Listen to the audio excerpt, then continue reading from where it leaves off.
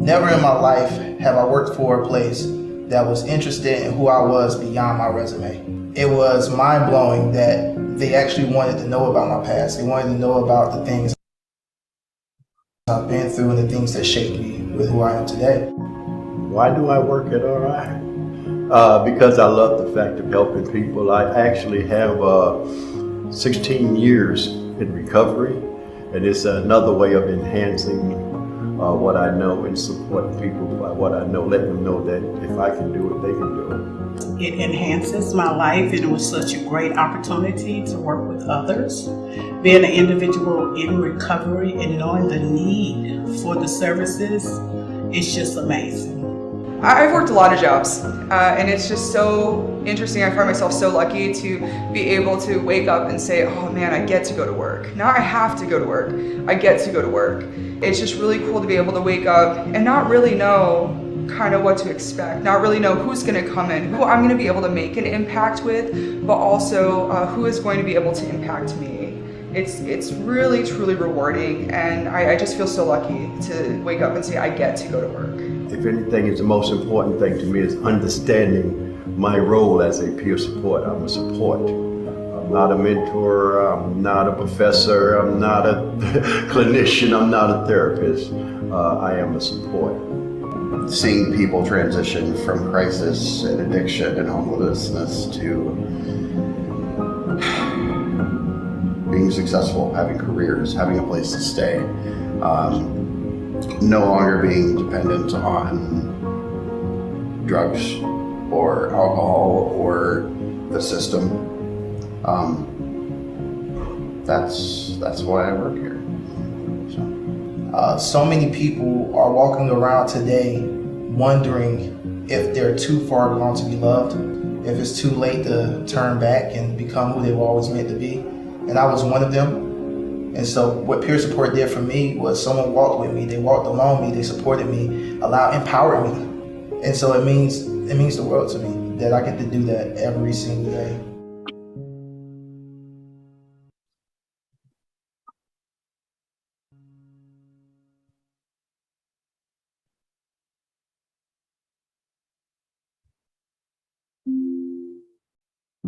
We really don't realize how much impact we can have.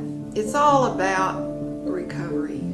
There's no right way to do it. There's hope out there, and that'll bring you back and get you grounded.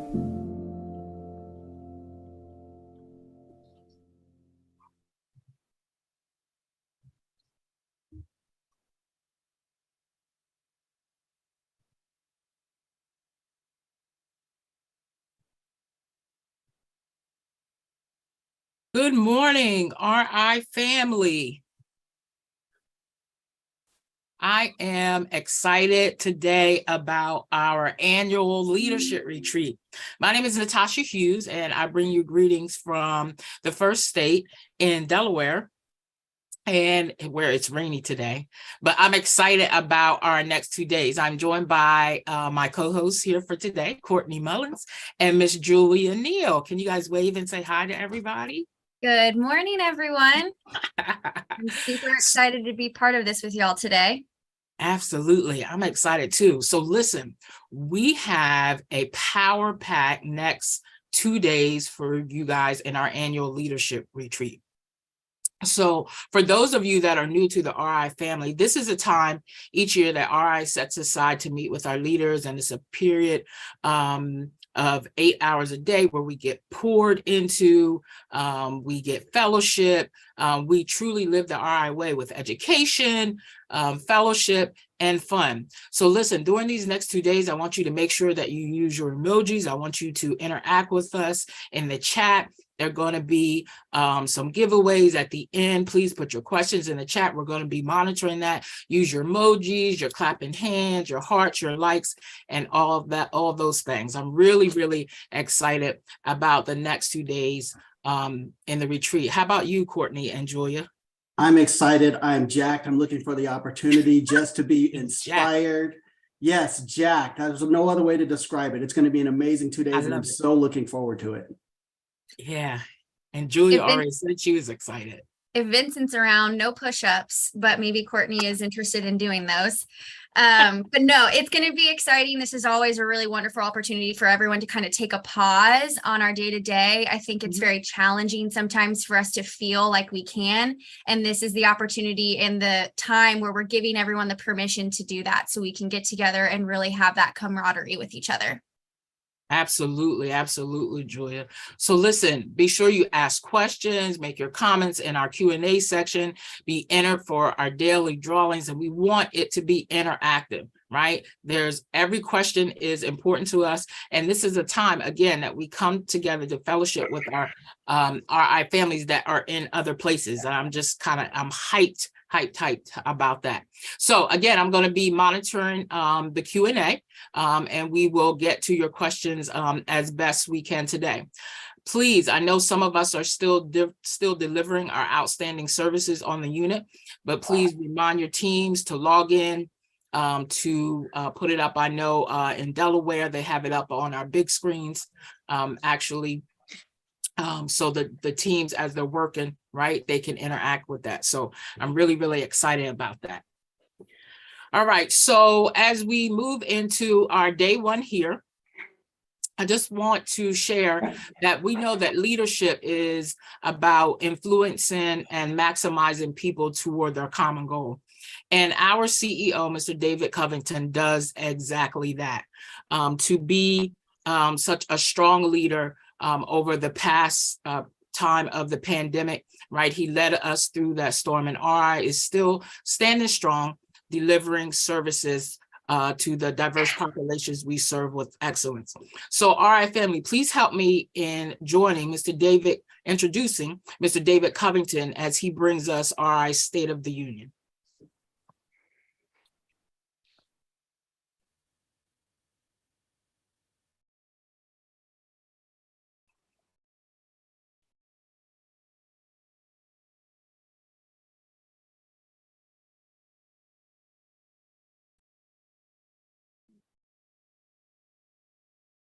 Excellent. Thank you so much, Natasha, and welcome everyone.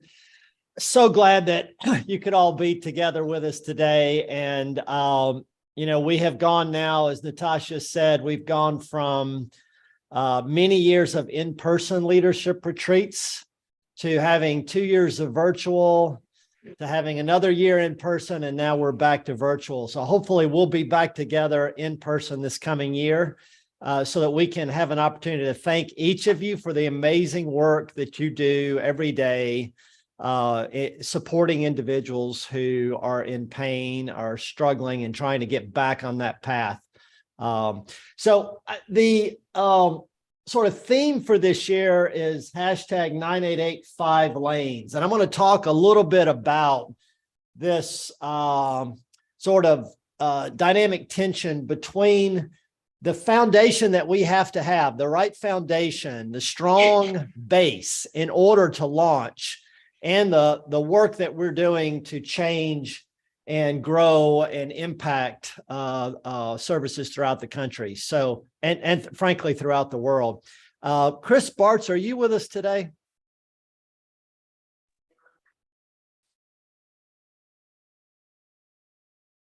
I'm having a hard time with my video here, David. I'm here. Give me just one second. Right. You go ahead and get your video going. And while you're doing that, we're going to come back to this metaphor. But let's start. Thank you, Chris. Let's start a little bit about the sort of the heart of the cultural vision and mission of who we are. We had a leadership retreat, Chris, you'll remember about 3-4 years ago now, might have been even 5, where Terrence Smithers talked about inviting people forward. And our key theme for that leadership retreat was a Japanese concept of ikigai. And said simply, it's finding your fit. Purpose is probably too strong a word. It's just where can you make a contribution and connect in. So Jeffrey, in the video we watched at the outset, was talking about being able to make that kind of contribution and having the hope that you could do that. You're not lost. You're not a burden to others, but can find a path forward. And we've spent a lot of time over the last year, especially with our Moving America Soul on Suicide series, thinking about, not just humans, but a host of other species as well, ants, bees, etc. They have very specific roles and functions that they accomplish. And if they can't find that role, or they become injured and they can't do that, they lose their way. And the ability to have this idea that instead of depending on others or feeling lonely and isolated, but that you have a role and a fit. Chris, is very much the experience that you went through over the last, Chris, what's it been really? It's about a 17-year period from seeking services and supports and feeling very hopeless to being where you are today. So Chris, before we do that, what I'd ask Chris to come on and to have a quick dialogue with him, as well as for him to read a post from Facebook that he put up about his experience with RI. But before we do that, Chris, let's remind folks, many people have seen this over the course of years, but I'm going to show the last couple of minutes of the video, Chris, that we did together, the obstacles we face. I'm going to start right about 4 minutes. And over the last 13 years that I've been working there, I've moved up through the ranks, through team lead position, and to a place where I'm actually the recovery services administrator of the program, where I get to provide the same opportunity to people that I had coming into the program, which is really kind of an honor.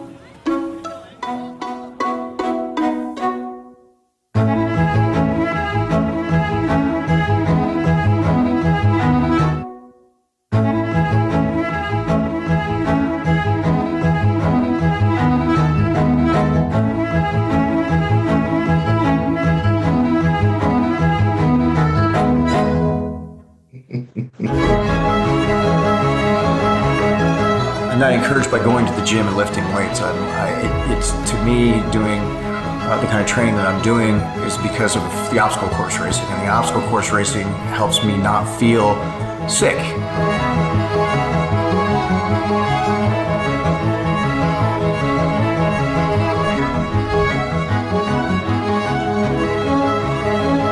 I just encourage you to look at the strength that you have within to kind of move forward through whatever it is that you're going through, and know that you can make life changes at any time in your life. You know, the whole reason I'm doing this is to really help other people out there become somewhat inspired to move beyond what they thought they were capable of.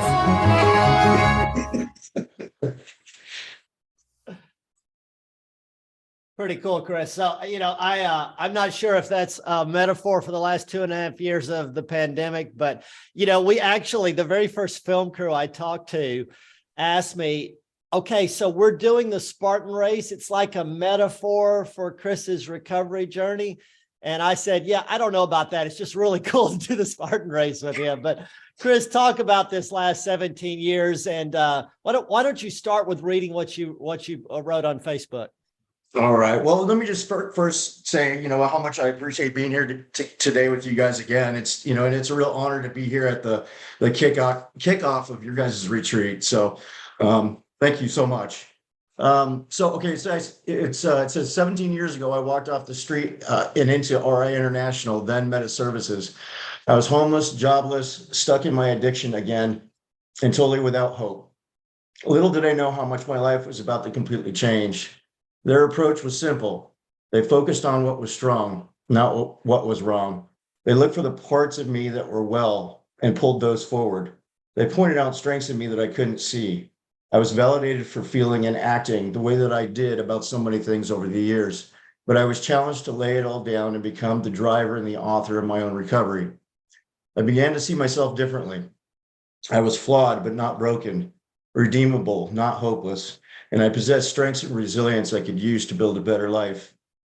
I had never seen any of this because I had become the sum of my traumas, stigma, guilt, shame, neglect, and ultimately my own choices.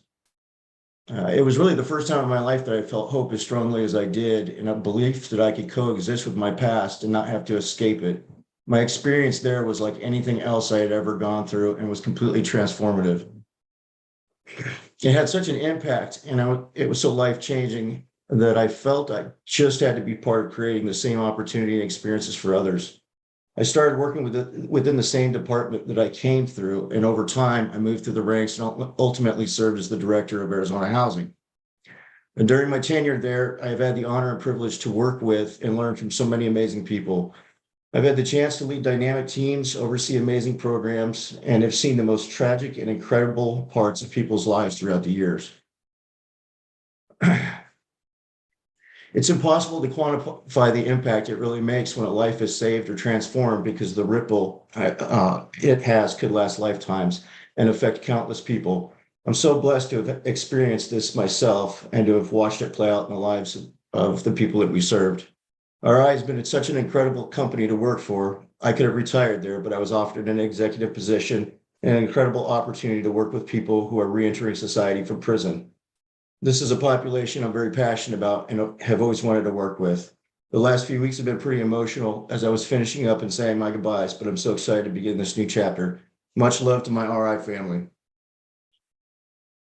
Chris, that's just beautiful. And gosh, Chris, you had like 70 comments on your Facebook page about that. So Chris, tell us quickly how it's going at your new gig, and what's your vision for your next steps? Well, it's a company that started up about 5 years ago, and the founder was focused on growing the program and trying to, put together the vision of what he wanted all this to look like. And, there wasn't a whole lot of time building in some of the necessary pieces, structure and, policy, a lot of policies that need to be developed and all of that. So really, it's just, part of my role is to really kind of dig in and really try to operationalize a lot of the, different pieces and parts of the organization and really, begin to grow where we're currently at. We've got 3 residential sites and 5 sober living environments. So, it's not exactly small and not so large that it's, not manageable at this point. So, just looking forward to that. The other part I'm really excited about and looking forward to is that so we're working with people that are on federal probation. They're coming out of federal prisons, and there's another population that I'm extremely passionate about working with. And this year, what we're going to be chasing after is some contracts to work with Native Americans that are on federal probation, and really providing a different kind of an opportunity, right? What's out there right now is that people are coming, they're getting bussed off of reservations. They're running them through these IOP groups and then sending them right back to the reservation. A lot of times they don't have opportunities and that kind of thing. And really the services aren't provided in such a way that's really culturally relevant or appropriate. And we want to change that. We've got a location right now that we just built a sweat lodge on. We're bringing in the right people to do all this. So that's really exciting. Chris, we love you. Appreciate you so much. Want to stay in touch. You and I got to do a Spartan race together again this year. Absolutely, brother. All right, Chris. Hey, hang out with us if you can. We're going to keep going. And look, we've had Chris was a long time leader with us, and we're saying goodbye to him formally as he moves on to this other opportunity. But we've also brought on new members of the team as we move forward. Deepa Avila, I don't know if Deepa's with us today. She's was hoping to join us in Phoenix, but has COVID. But Deepa was a top administrator at SAMHSA, filled roles like Chief Financial Officer, Chief Operating Officer, and Chief of Staff for many, many years. Followed Vic to North Carolina, where she was the Commissioner of Mental Health, and has joined the team, and we look forward to hearing more from Deepa. Dr. John Draper, arguably one of the top leaders in the United States around the space of crisis services, launched the National Suicide Prevention Lifeline back 16 plus years ago now, and also launched 988 before joining the Behavioral Health Link team. And we're going to hear more from them as we go on. But hey, I've done this a little bit in some leadership retreats in the past, but I want to take a clean look at this because it does give us a little bit of a foundation for what we're going through now, our path forward, and the context of our history.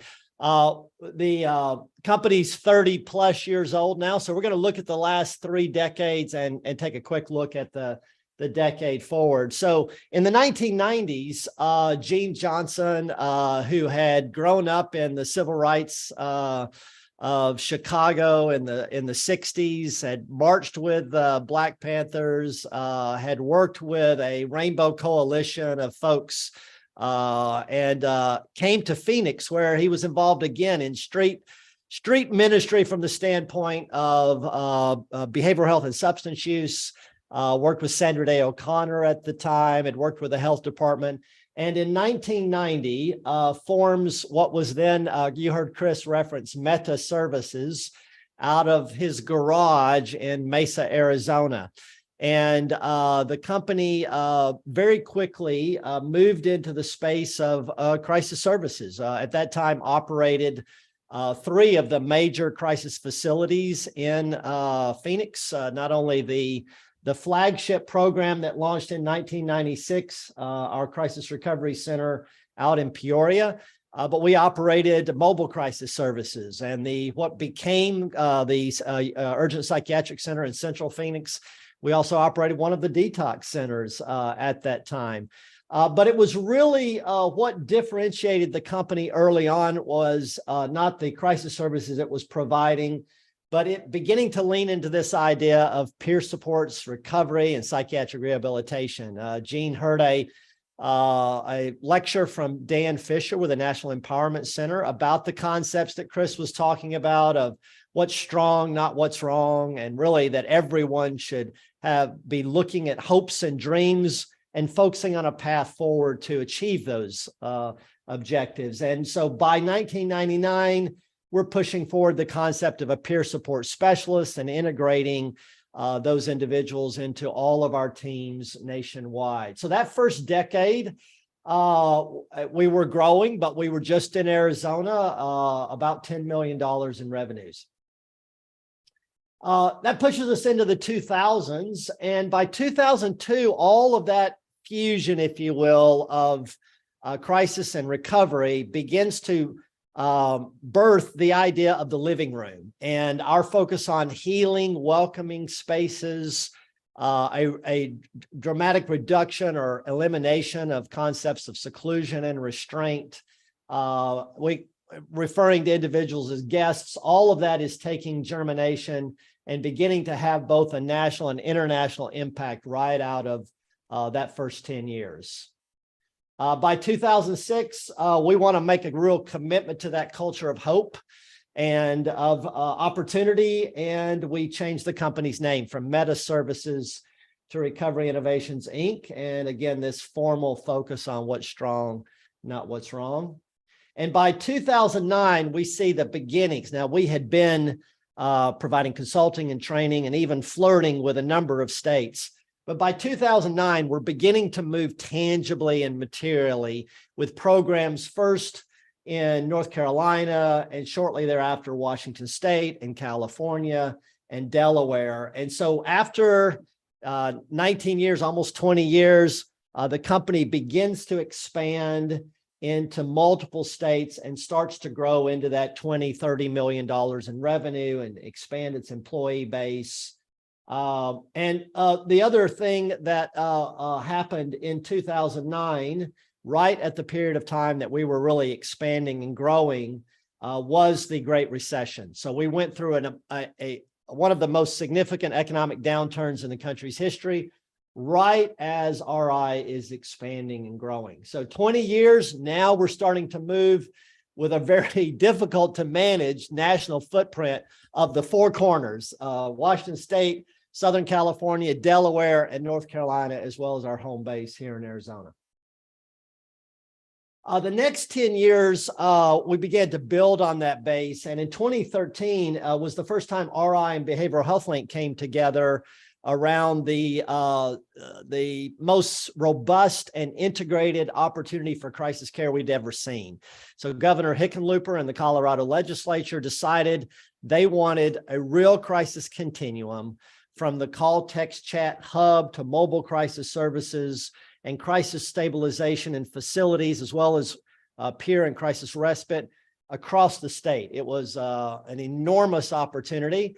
RI and Behavioral Health Link partnered together on that RFP and literally won just all of it. I think there was a small of what was ultimately $125 million 5-year contract. Only a very small portion of it was not included in the win, but it got caught up in a political battle and the courts. That's when I joined RI. I got to know the team here. But we began to have a vision that would really make a difference going forward. And that 5-state footprint, we begin to move into it in earnest, replicating the Crisis Recovery Center from Peoria and expanding materially, not only into Southern California, but in particular into Durham and into Newark in Delaware. And in 2016, we developed a formal model in partnership with the National Action Alliance that took all of these concepts and put them forward and said every community should have these core components, really building off of our experience, not only in the footprint that we had at RI, but in the vision that we got from Colorado.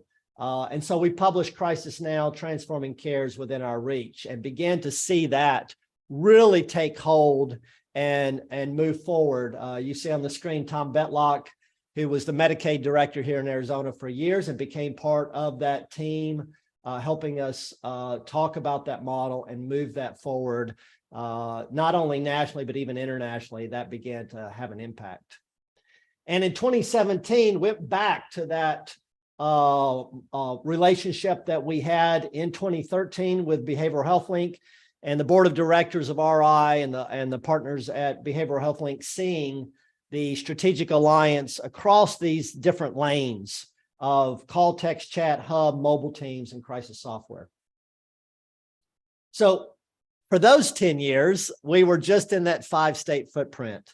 And then 2020, as we leave the first 30 years of the company and begin to look at our 4th decade, it is a mammoth amount that has happened for those of you who've been with us over this last 2.5 years, going on 3 years now, 2021, 22.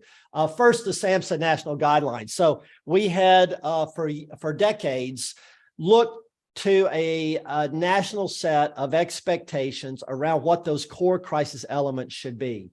And we were asked by NASBID on the behalf of SAMHSA to be the primary architects of that. And Paul Galdys took 6 weeks in the, Paul, that would have been late 2019, I guess, when Paul just buried himself in his den and began cranking this out with a host of other people who ultimately got a document that was downloaded 10,000 times, like in the first just a few days, and began to shape expectations of what the minimum standards are, of what reaching for best practice would be, and ultimately shifting the idea of crisis care to anyone, anywhere, anytime, as opposed to the current system that we have.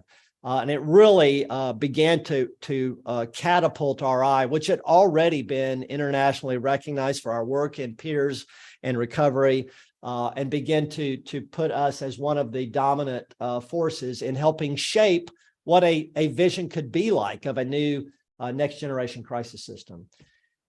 This is actually a picture of our Delaware team in those early days of some of the street outreach that we were doing. But the global COVID pandemic and the impact on the company, this, I thought the Great Recession would be the strongest impact we've ever had on the company. Clearly, we are just now taking the turn. And look, we've had top executives Deepa's not in Phoenix because of COVID. Jamie, you had a very rough bout of COVID just a few weeks ago, but we're certainly seeing a pivot and beginning to stabilize as a company as we come out of the global impact of that.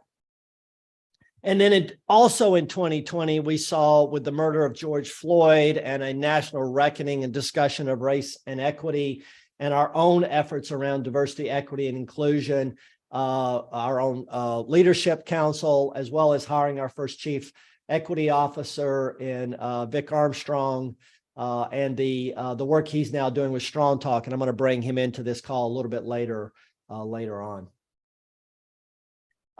By 2022, we began to see just a springing forward, we talk about a rocket into the sky, the national focus on 988. Again, I think coming out of the SAMHSA National Guidelines as this foundation, the pandemic's impact on hospital emergency departments, the discussion of policing, both the pressure that we put on police as well as engaging law enforcement when individuals don't need that level of support.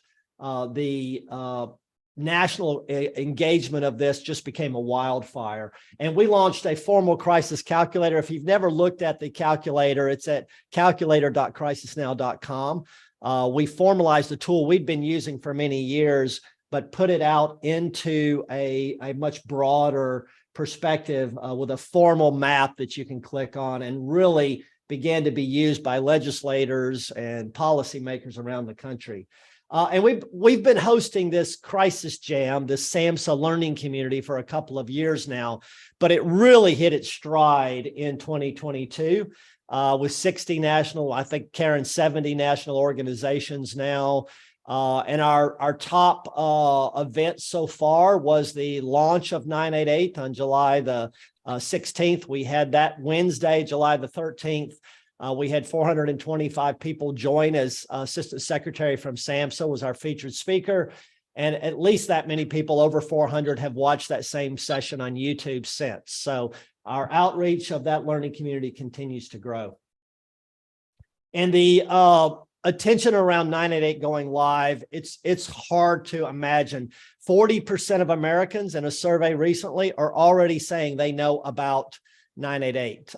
We're seeing 988 on the side of police cars, where it used to say 911, it now says 911 and 988. We saw a major college football team put 988 on their jerseys. The momentum around this that we expected, not the community perception of 911 took decades to the point now that every American knows about 911. We have television shows about it, et cetera. But I think 988 is just like attaching to that 911 concept and going so much faster. And really this idea of the promise of 988 and an expectation that something different will come of that, as opposed to the same old looking to law enforcement when there's not a threat to public safety and people being detained and held in hospitals when they don't have a medical concern. So as we look to 2023, in particular, this concept of 5 lanes, our strategic partnership with the companies, really first brought forward in 2013 when we went to Colorado with the entire solution, or the ability to customize to a community based upon what it is they're looking for to advance their deployment. We're going to see that continue to shape state expectations. And our Moving America's Soul on Suicide series, we're publishing the 7th video this week or next. The 8th and 9th are filmed, and we'll see those published over the course of the coming weeks. And at the National Council Conference in LA next year, we'll see a major focus on that series. And RI will have an additional opportunity to talk about that vision that we're. So where does this next, the 2020s, as we build on those first 3 decades, I think we have the most phenomenal opportunity yet for RI and in our partnership with Behavioral Health Link to lead a crisis to recovery revolution that really turns on its head the punishment that people experience when they reach out for care today, in most cases, and provide a new environment where care and engagement and efficient and timely support in your setting and where you're at is at least, if not all the way there yet in every community, begins to be the expectation, and folks are really aware of thinking about that. So I went back and looked, and I think I've done this once before a couple of years ago, but looked at the leadership retreat themes over the course of the last, this will be my 9th leadership retreat that I've led. And it is always sort of this pivoting and jockeying back and forth between the amazing in the stars vision and mission and cultural impact of this company, and the fact that as we grow and extend, we have to constantly revisit, can the foundation hold the weight?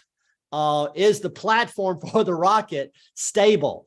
And then realizing it might have supported the prior rocket, but won't support the next stage. And we've got to continue to build. And the very first leadership retreat, I know Shannon is out there watching.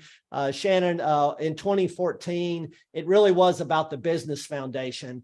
And I remember the board of directors who I just met for the first time in that early December of 2014 was looking for, they wanted to see data from a business standpoint. And we created this bubble chart, color-coded by the business lines of the company, and really began to develop the framework for what in 2015 we called precision and focus. Let's begin to, if we're going to be successful and have the right foundation for the company moving forward, we were going to have to attend to a number of key challenges. Our cash was very low at the time.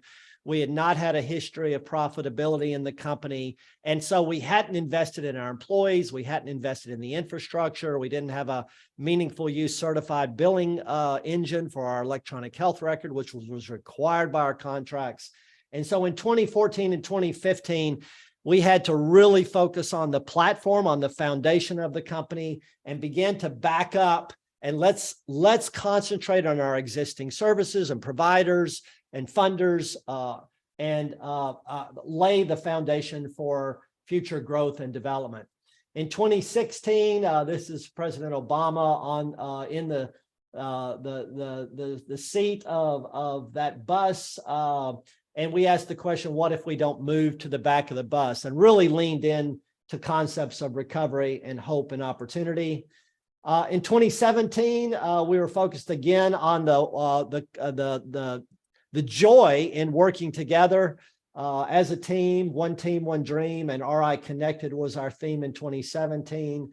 I referenced earlier, 2018, we shifted to this idea of Ikigai and inviting people forward, that our leadership and our strength as a company really is in the talent of all of our staff, our supervisors, our managers, and our leaders across the company.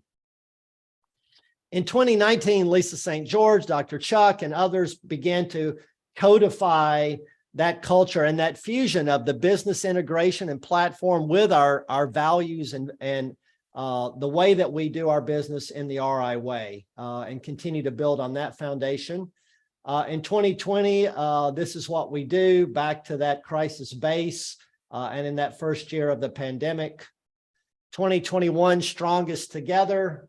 And 2022, this 988 in the 5 lanes. And what I'm really showing here, this is a graphic that Sue Ann O'Brien used a couple of years ago in the leadership retreat, which has really codified this idea of the 5 lanes for us.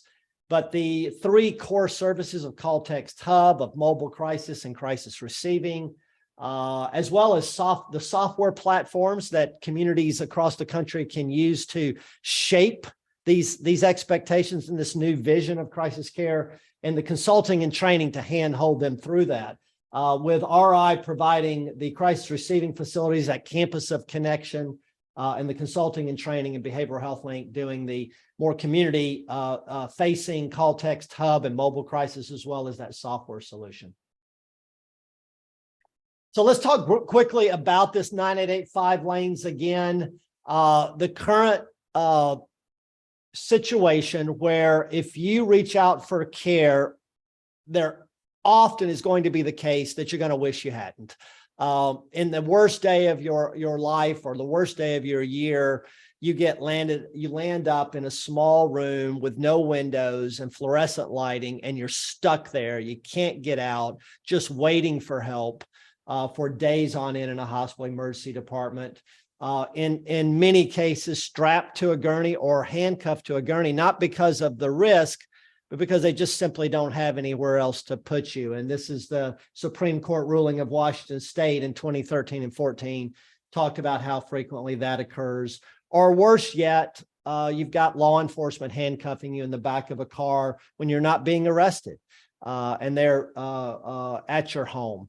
So we're talking about this new world, that SAMHSA's language, that as Dr. Anita Everett was building off of the SAMHSA national guidelines of characterizing this as having someone to call, and if that's not sufficient, someone to come, or a safe place to go.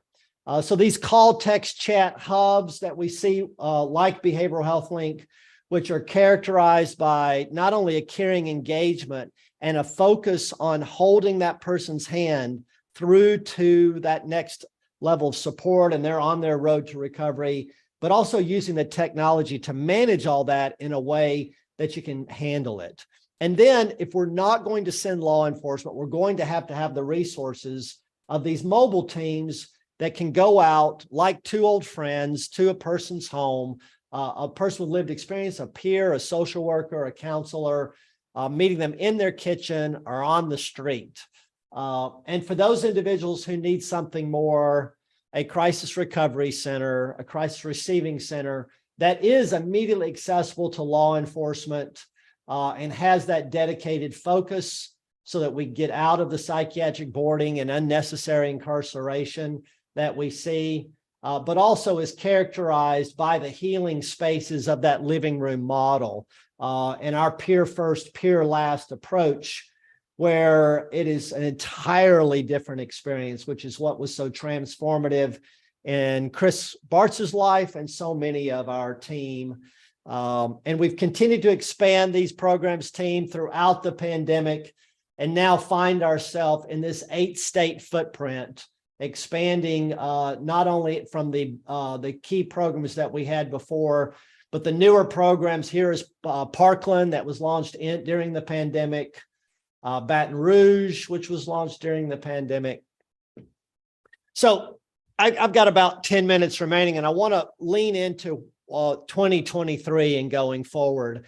And one of the things we want to do is really build off of the Gallup survey. This was, I think, our 5th year of outreaching all of you to get your feedback about what's working and where you need support. And 4 key areas have really raised to our highest attention from reading all of your comments. And while the survey is a relatively brief one, we had hundreds of you write something additional into the comment section, and our team's read all of those, gone through those. And 4 areas have really come to the top that we want to put a targeted focus to. Karen sent out the first newsletter related to that effort in the last couple of days. Fusing equity is going to be led by Vic, and we really want to disaggregate the data and get down into a race and ethnicity view of hiring, recruitment, retention, promotion, disciplinary actions, and that's really how you tear apart that we have the richness of diversity being in the DNA of the company, like we want it to, relative to the voice of peers and consumer voice and lived expertise in the same way. Supervisor training, we've had so many of you who've grown up leading and delivering care in the company and landed up becoming part of the supervisory management team. And we want to make sure that we're bringing you more formal support to increase your management, budget, conflict resolution, encouragement and support, that we're continuously building on that. And we've had our leadership academies over the last couple of years. Oh gosh, Karen, I think we may have had 3 or 4 years of leadership academies now, where we brought in 20 or 30 individuals, but we want to continue to build and expand our reach. Luke and Elizabeth Becker's leading that supervisor training section. Lucas Brooke and our IT assessment as we really put a more formal launch, and Brian Carr is working with our IT team to do a formal survey across the company looking at the network systems, our printers and copiers, and our end user equipment to look at where we should be prioritizing upgrades and updates. And then finally, we've done some work on this over the years, but we've got to do a much more formal and prioritized review by market, by role of where we are pay-wise in the marketplace, and working with our funders to shore all of that up. So you'll see more updates on that as we go. And Vic Armstrong, are you with us? Can we get just a couple of minutes with Vic? I know Vic was stepping out for a moment. Let's see if Vic is with us.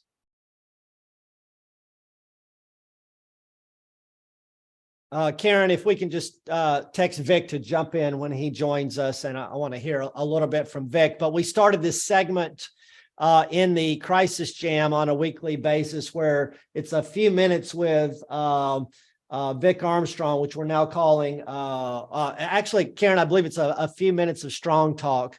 And Vic's going to be launching a podcast in this same space as we move forward. And we'll come back to Vic in a moment. But let's talk a little bit about this, again, this issue of stability. And, there's been a couple of times in the company's history where we've just gotten too far out on the limb. And likely this might have happened without the pandemic as we begin to push into multiple new states.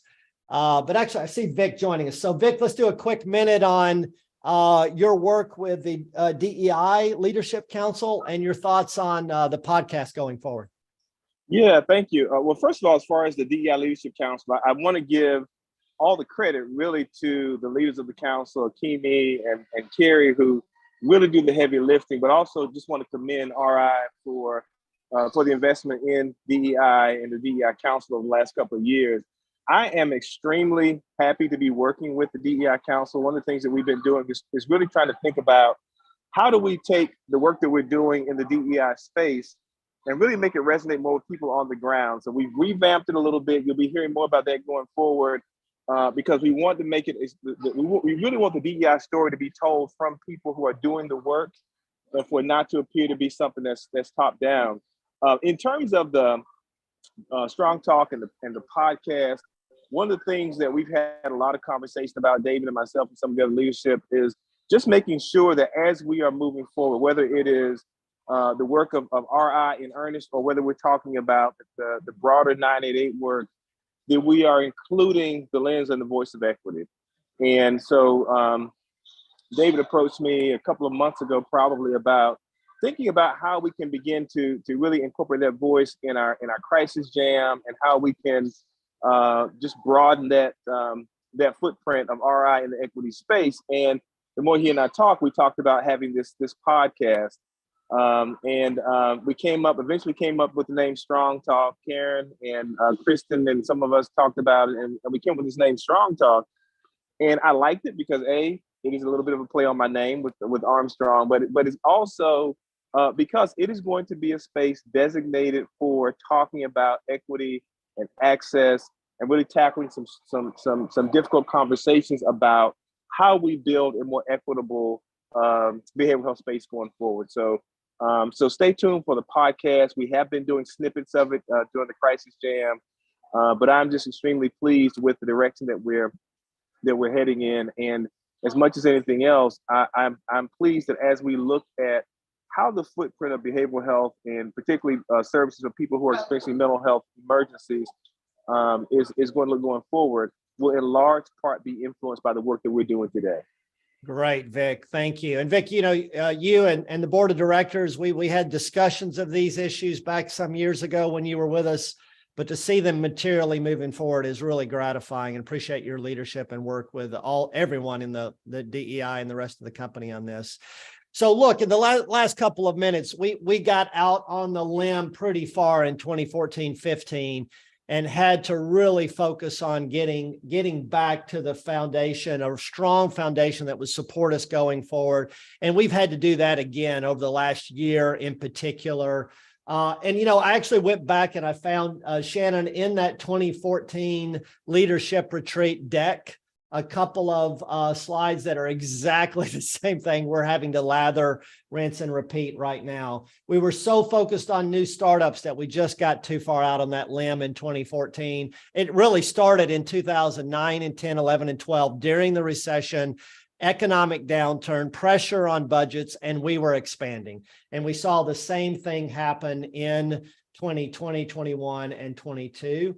And we had to take this approach that our focus has to be first and foremost on our existing programs, our leaders, our team, and the individuals we're serving today, the payers we're with, and get a real strong foundation there before we go on to new business and new development. And you'll see us take that same approach over the next year as we firm up the foundation. And team, it's working. We're back in the black after a brutal 2.5-year time period. And thankfully, we were shored up. And the reason we got a life preserver from really 4 different, the Trump administration gave us a gargantuan COVID relief support. The Biden administration gave us a bigger one in the payroll protection plan program, which that loan was forgiven for our shoring up the company. Those 2 wouldn't have been enough, frankly, to get us back to the base of the tree. But we had 2 gargantuan investments in the company from the Balmer Foundation in partnership with LA County, and a much bigger investment from Mackenzie Scott. You may remember Mackenzie Scott is the former spouse of Jeff Baisas. She's one of the major investors in Amazon and has dedicated herself, her and her new husband, to giving away their wealth and made a huge investment in RI. And we're working as hard as we can as a team and with all of you to get that strong foundation, which is going to shore us up for catapulting forward again. So, the company's history has been we breathe in and we breathe out, and we contract and build the foundation, and we launch forward. And we're going to focus on that foundation. We've been focusing on it in earnest the last 1.5 years in particular. And it's going to take another year of really stabilizing, staying in the black, replenishing our base again, and looking to move forward.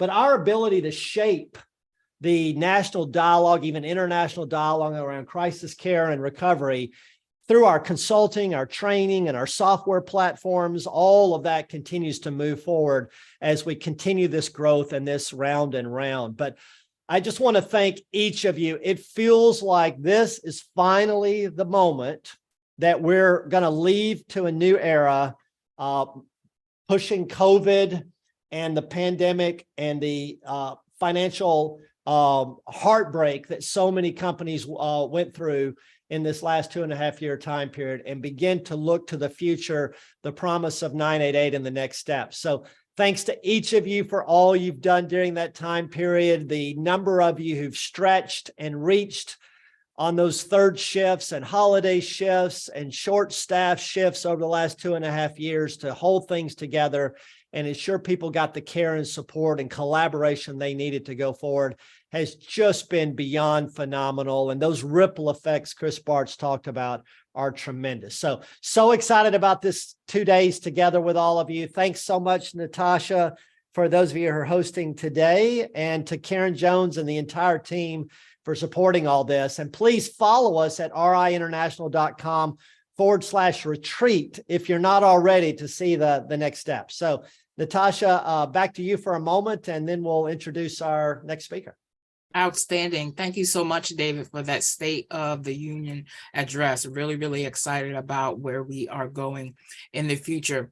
Hey, family, listen, just a point of clarity here. I know earlier I mentioned the chat, but we are taking comments and feedback in our Q&A. So if you're seeing that the chat is disabled, you are correct. Please put your comments, your likes, your emojis and things in the Q&A, and we will do our best to get your questions answered. I really would like to hear from you guys today. There are a few comments in there, but please load us up. David, I'm going to turn it back over to you for 911 to 988 with Dr. April. Oh, thanks so much, Natasha. And April, thanks so much for joining us. April and I go way back, and I consider her an aspiring mentor and colleague and friend.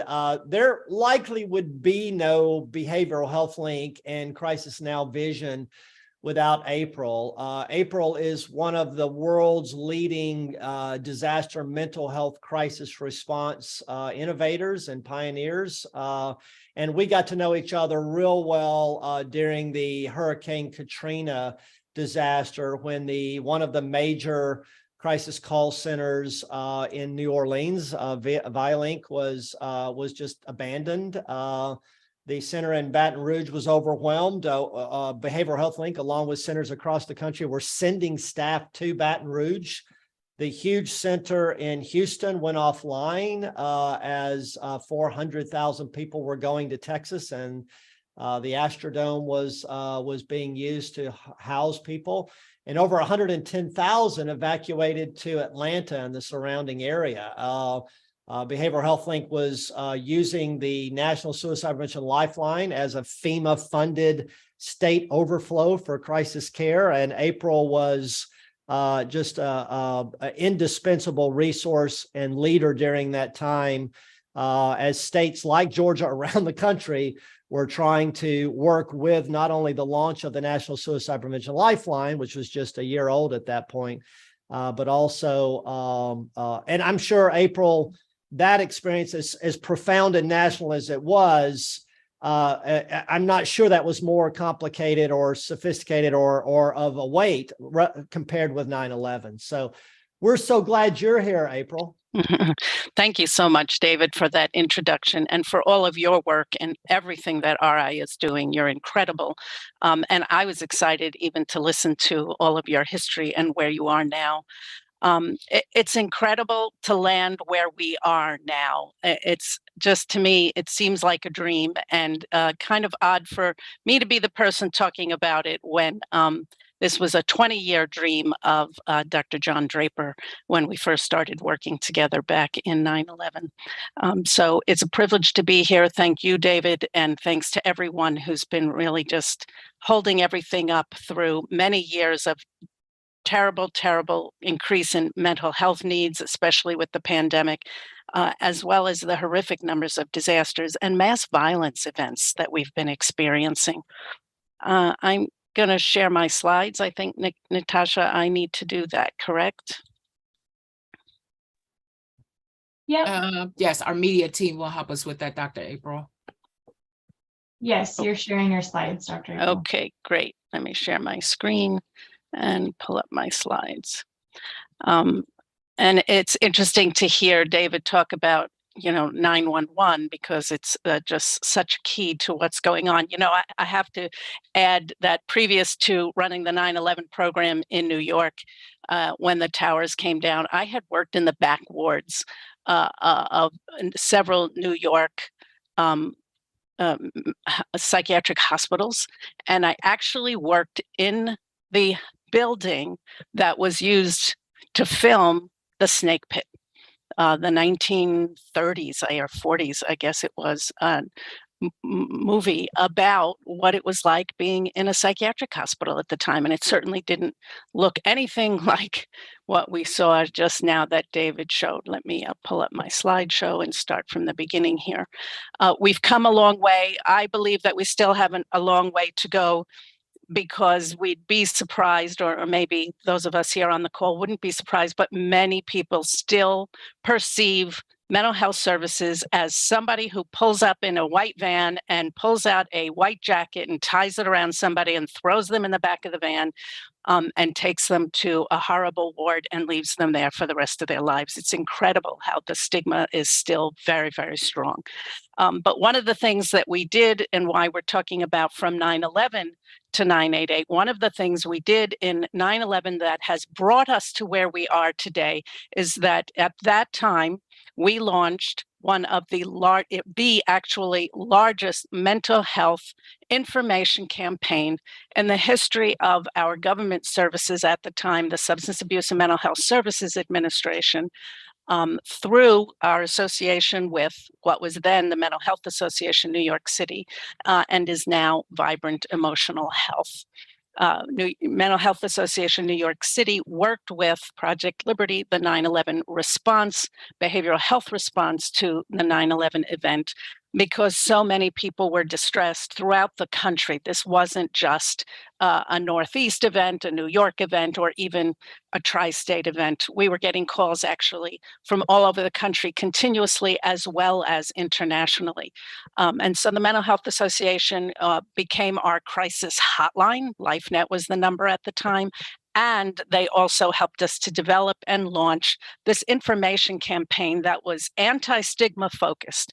We didn't want to use mental health terms. We really wanted people who were impacted by the trauma of 9/11 to be able to call for crisis counseling, to receive psychoeducation, and connection to resources, especially to local resources, which was really difficult at the time because we were working out of one crisis center and just the New York City area. So there was a lot of running around to do to be able to connect to local crisis centers, which that network didn't exist at that time. As you heard from David, we launched in 2005 and now work with local crisis centers. But at the time, it was quite a feat for the one crisis center to be answering calls from across the country.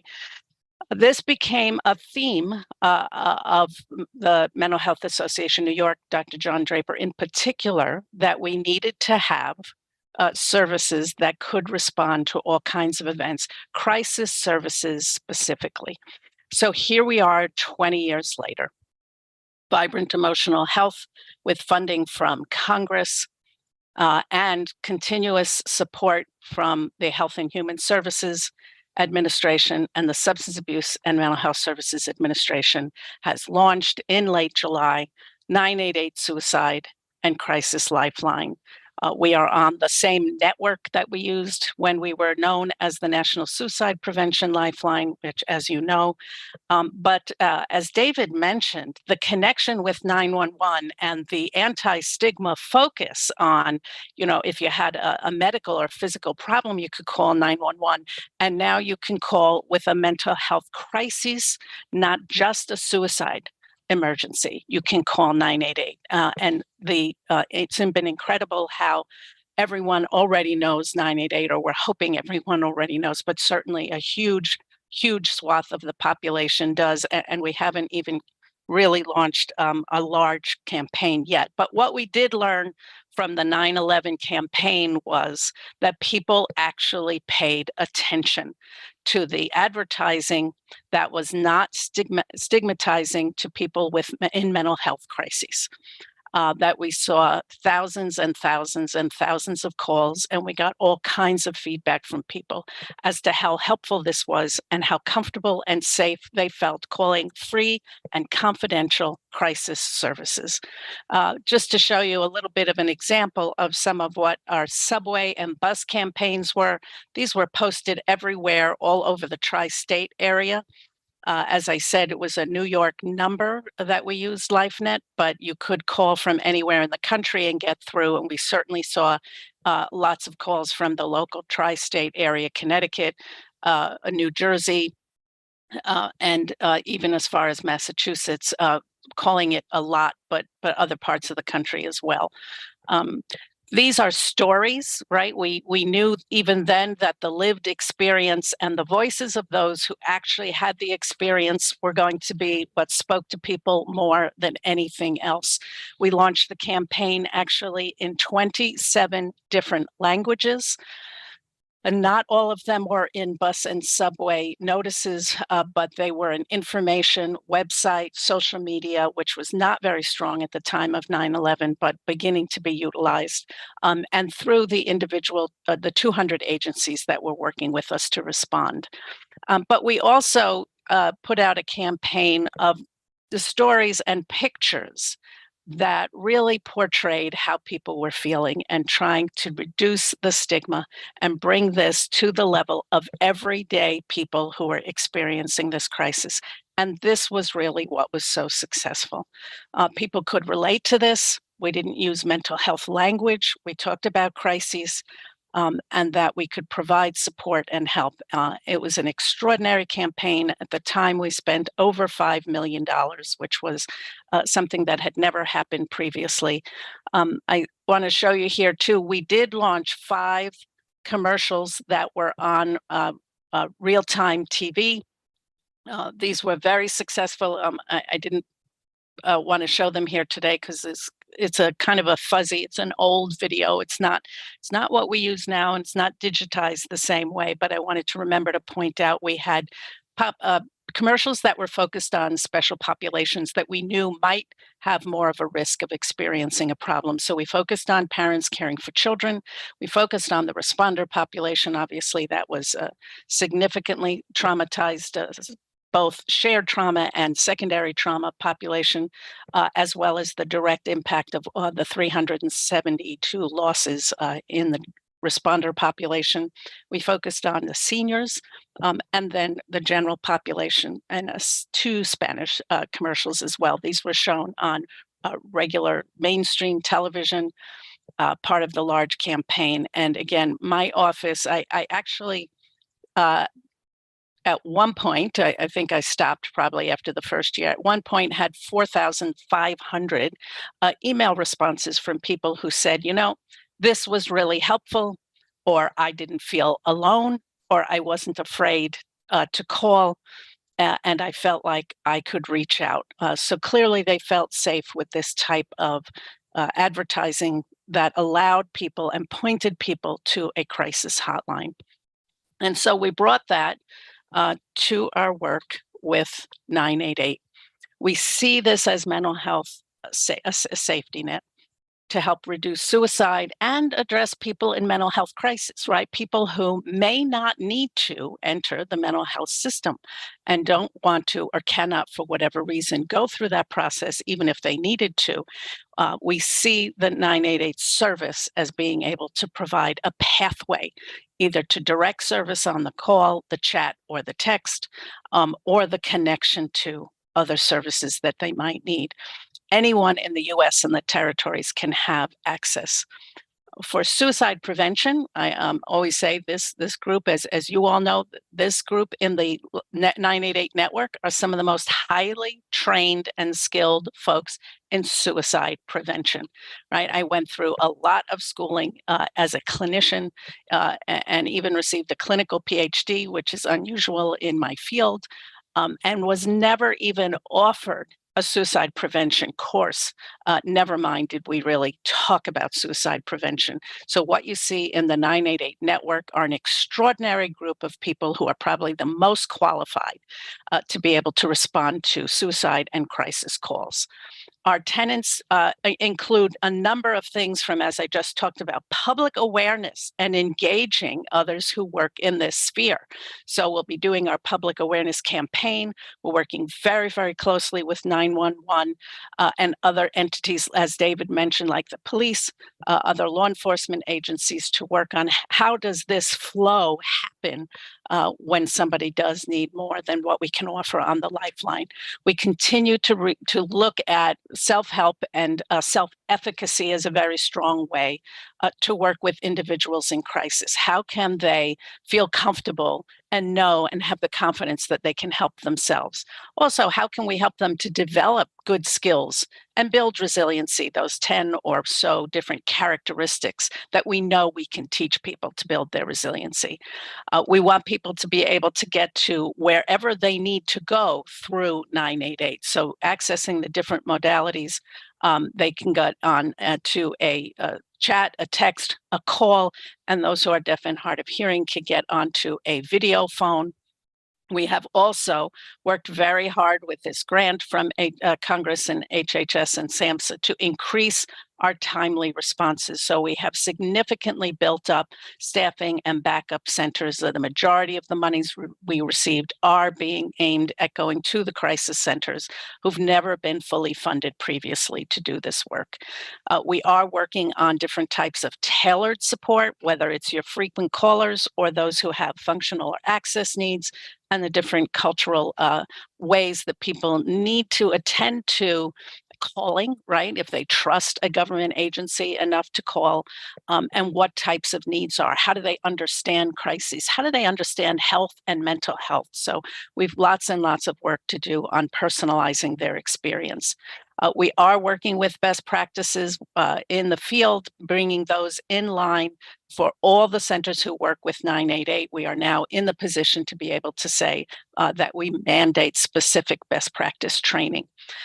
We are not going to change the fact that we still think that it's the local response that is the most helpful and the strongest response. So we continue to work on helping all of our crisis centers be able to access, work with, have an MOU with, connect to emergency departments, 911, other support groups, peer groups, those that are within their location as well as their cultural context to be able to respond to those in need.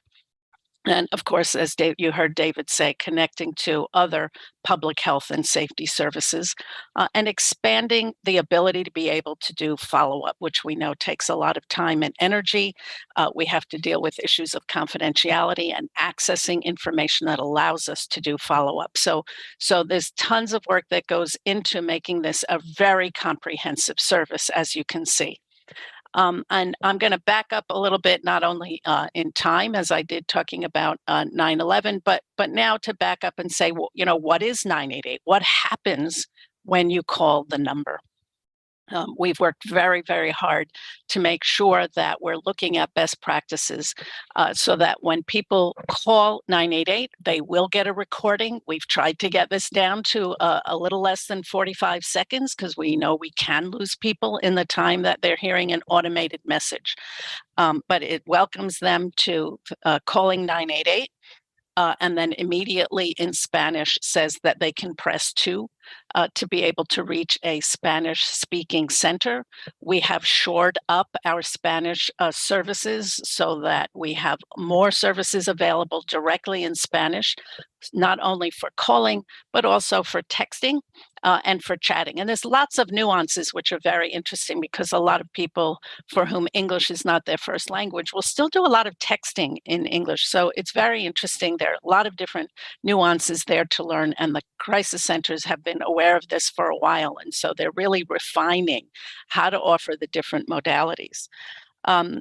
As soon as the Spanish message allows people to press 2, we go into the instruction that if they are a veteran or want to speak with the Veterans Crisis Line, they can press 1. And that really is anybody who's concerned about a vet, working with a vet, calling for a vet or a vet themselves, so that they can get directly connected to the Veterans Crisis Line. And the third option is press 3, one of our newest specialty services. We have developed a sub-network for people who are in the LGBTQIA+ community under 25 years of age. If they want that specialized service, we have several crisis centers working specifically with that population.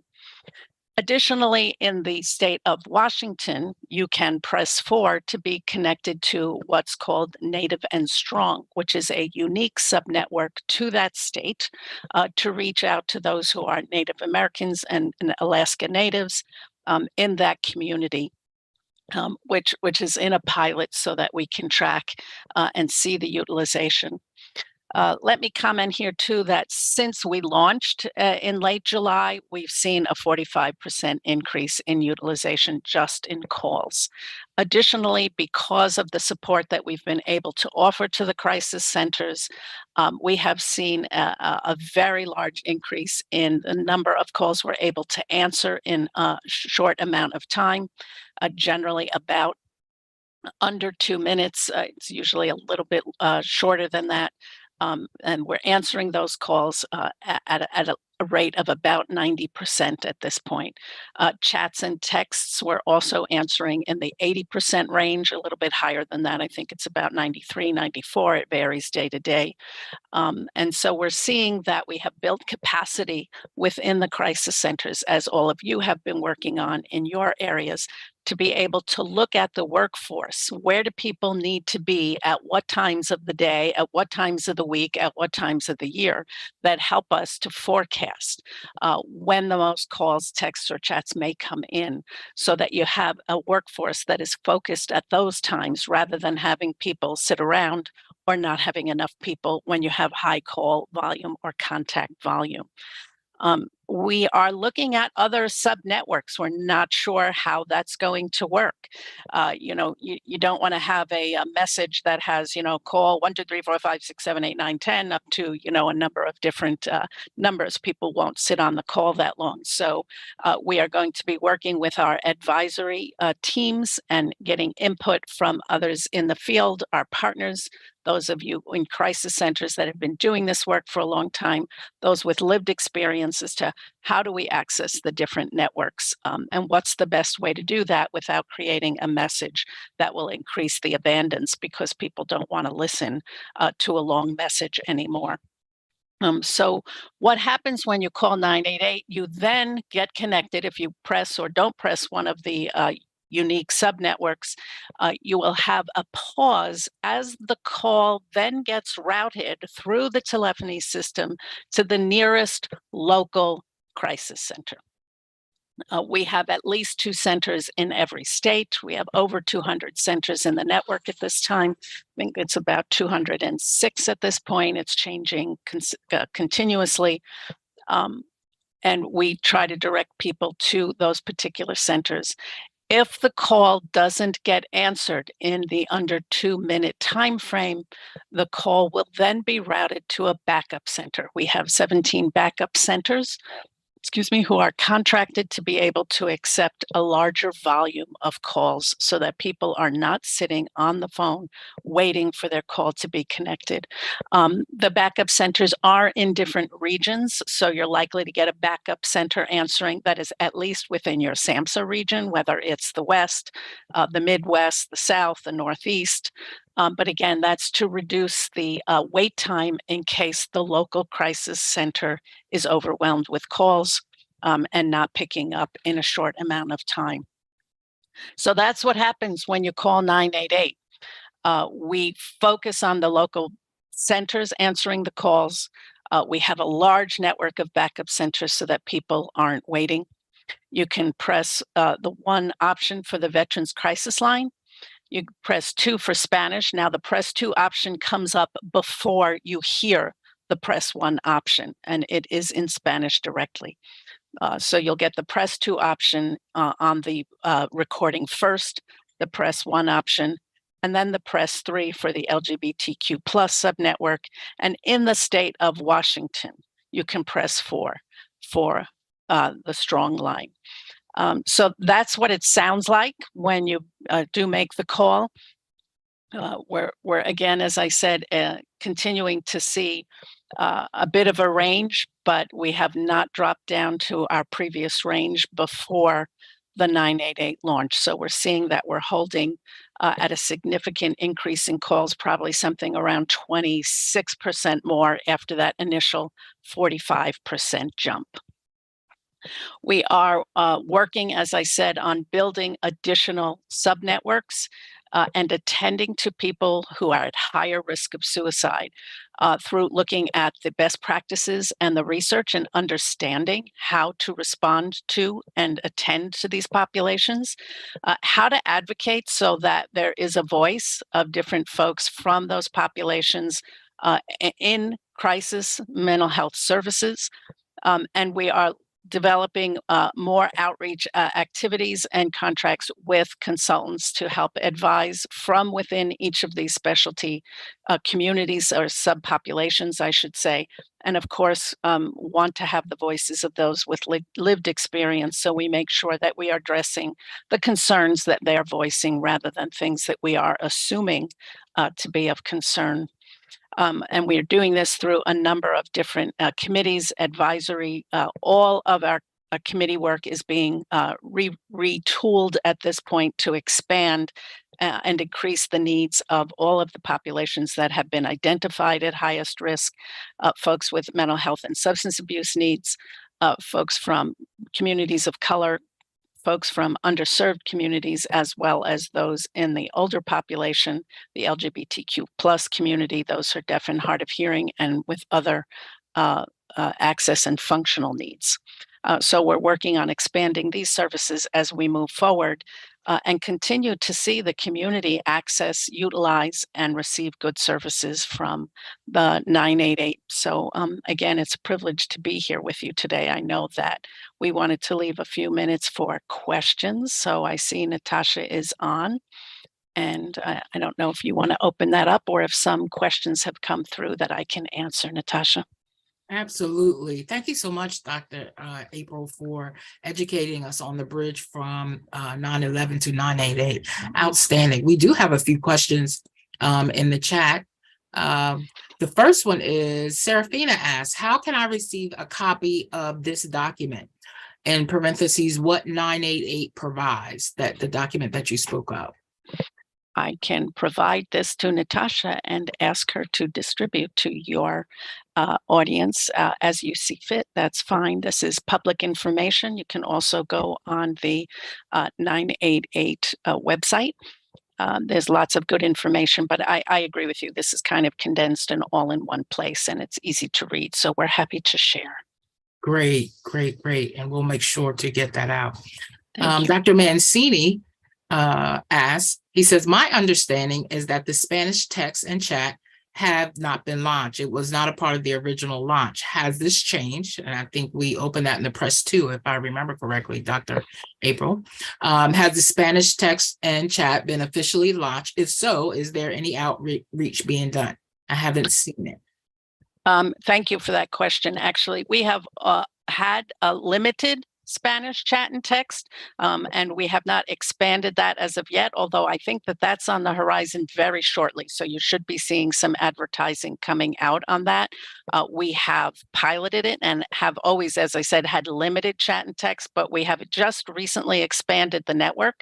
So you should be seeing something very shortly, if not in this month, then likely next month, because I know that we have expanded the network and are looking to advertise those services. Let me say too, we haven't done a lot of advertising, most other than on our own website and social media. We have not launched or started even to work with HHS and SAMHSA on a large public mental health campaign around 988. So that will all be coming soon, but you will see on our distribution, our website, our social media, and likely on HHS and SAMHSA when there's what we call the official launch for Spanish chat and text. That's great news. Great news. Jonah asks a similar question regarding language. Do we have translation services on 988 for other languages besides Spanish? I hear that people text in English. I'm curious about other languages. Thank you. Yeah, that's a tough one, Jonah. We certainly do have translation services on 988 on the calls through our language line services. And that, as far as I know, we've never been restricted by which language. We continue to utilize the language line services to do that. How we'll be able to do that in chat and text, I think, will be more of a challenge. And as I said, we'll be continuing to look at what's the best way to do that. Now, technology may allow us to do that much easier than we would have been able to do that in the past. Our understanding is that there are AI programs that are coming out that can actually automatically translate chat and text into any language. Now, we've already started to explore that. Our sense about them is at this point, what we're seeing, without buying a special application, what we're seeing is it's probably not high quality. It's like using Google Translate right now, but we understand that that's becoming more and more sophisticated. And we're monitoring that closely. In conversation with a number of different agencies that are looking at how to automatically be able, because it's much easier to do that in chat and text than it is on calls. So we're looking at that. We're hoping to see this very, very soon. Great, great. Just two more, Dr. April. Kerry has a comment. Dr. April, this information is exciting and encouraging to see how vital of a resource 988 is, how fast it is being utilized, and how we are triaging the different opportunities that arise in order to provide the best possible support. Thank you for taking the time to be here and share.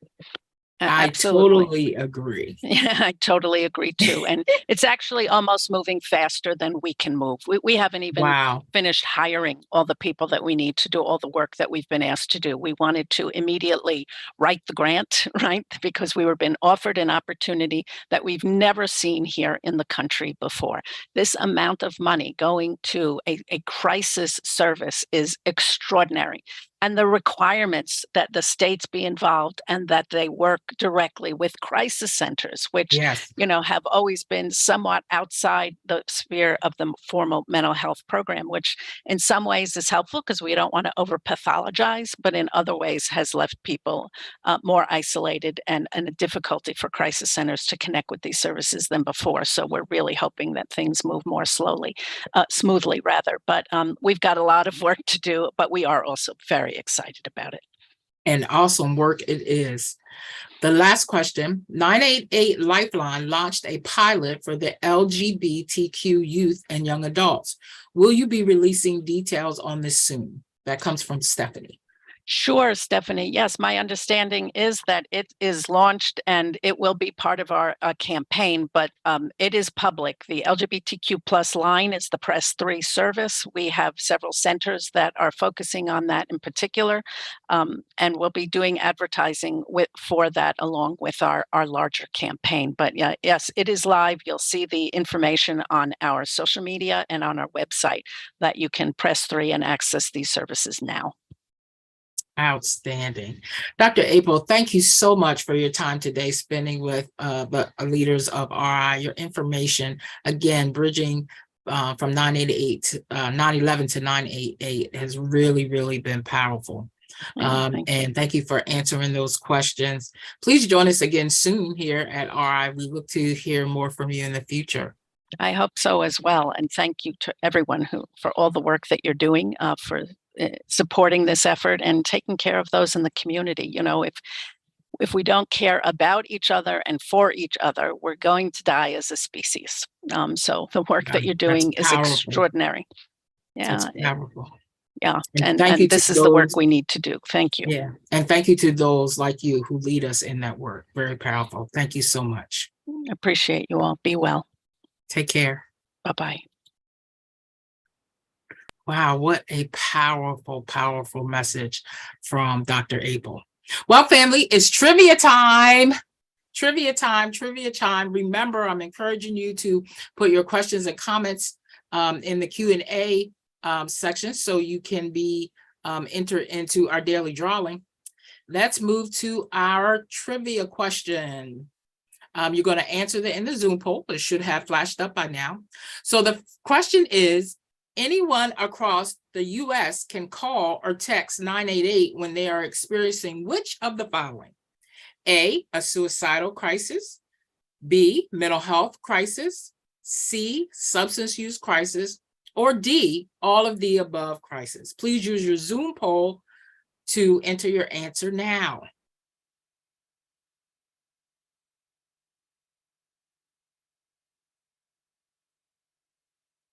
Suicidal crisis, mental health crisis, substance abuse crisis, or all of the above.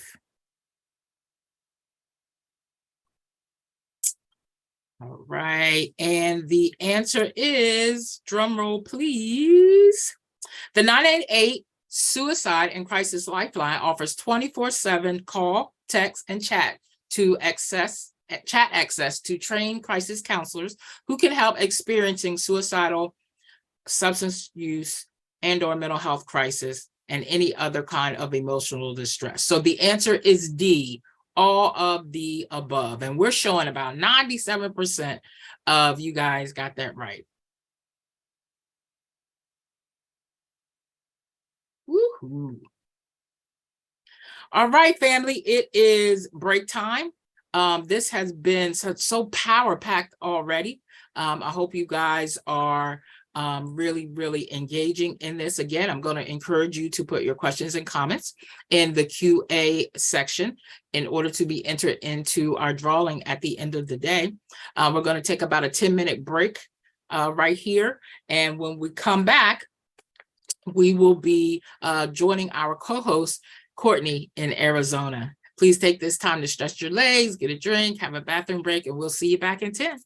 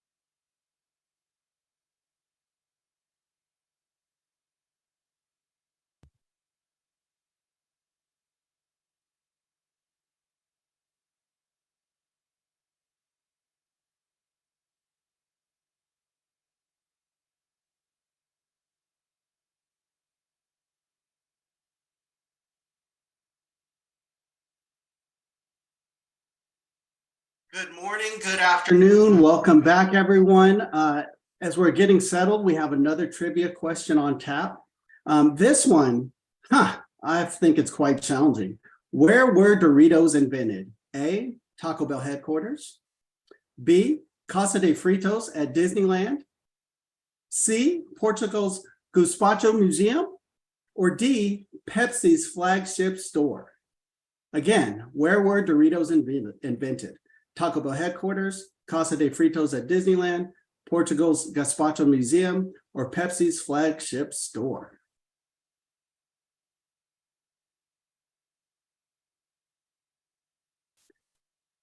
Kind of seems like as a group, we're undecided.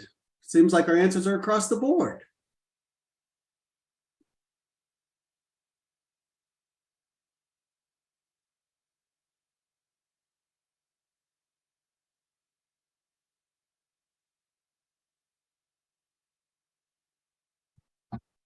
And the answer is, drum roll please.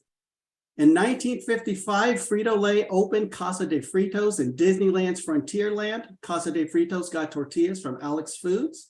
A salesman from Alex Foods gave the kitchen a tip. Instead of trashing the stale tortillas, cut them up and fry them. Archibald Clark West, a marketing executive for Frito-Lay, stops by Casa de Fritos, falls in love with them, contracts Alex Foods to produce them, and in 1964, the Doritos are born. Makes perfect sense. Disneyland, the happiest place on earth, and Doritos make me very happy.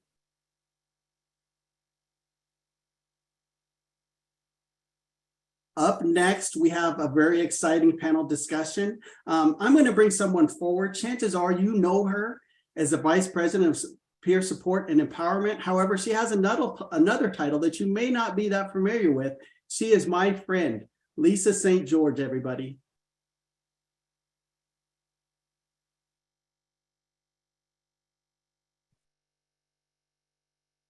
Hi, everybody. So glad to be with you all today. And this is the Peer Leadership Council section of our annual leadership retreat. And I have some great peer support specialists who work with RI here with me today. And I'm going to introduce them to you. And then we're just going to have a little chat and talk about some different things about the Peer Leadership Council that might be important for you to hear. So today we have with us Mirna Garcia, Jeremy Granger, and Brooke Baisas. And to begin with, let me tell you a little bit about Mirna Garcia. She is a bilingual, which is so important, recovery educator, and she's part of Arrow's team. And she's been working with RI for almost 3 years. Before her current role as recovery educator, she was in San Diego and worked as the peer-run services team lead too, where recovery education was part of her daily tasks. We also have Jeremy Granger, who works at RI at our residential substance use treatment center, which we call 115 in Ohio. And he's been with RI for 1 year and 6 months and attended leadership training earlier this year through RI. So I had the chance to meet him in person. And Brooke Baisas is the peer manager at our New Mexico Crisis Receiving Center. And she has been with RI for 1 year and 8 months. And she actually started with the New Mexico team on the first day they opened. But she's worked in healthcare operations for 15 years and actually was introduced to peer support through RI International. She has spent many years in the United States and abroad doing something very unique, which is providing equine therapy to people with physical and emotional ailments. And so welcome, Brooke and Jeremy and Mirna. We're so glad that you're here today. So first question I have for you guys is why do you think it's important to participate in the Peer Leadership Council?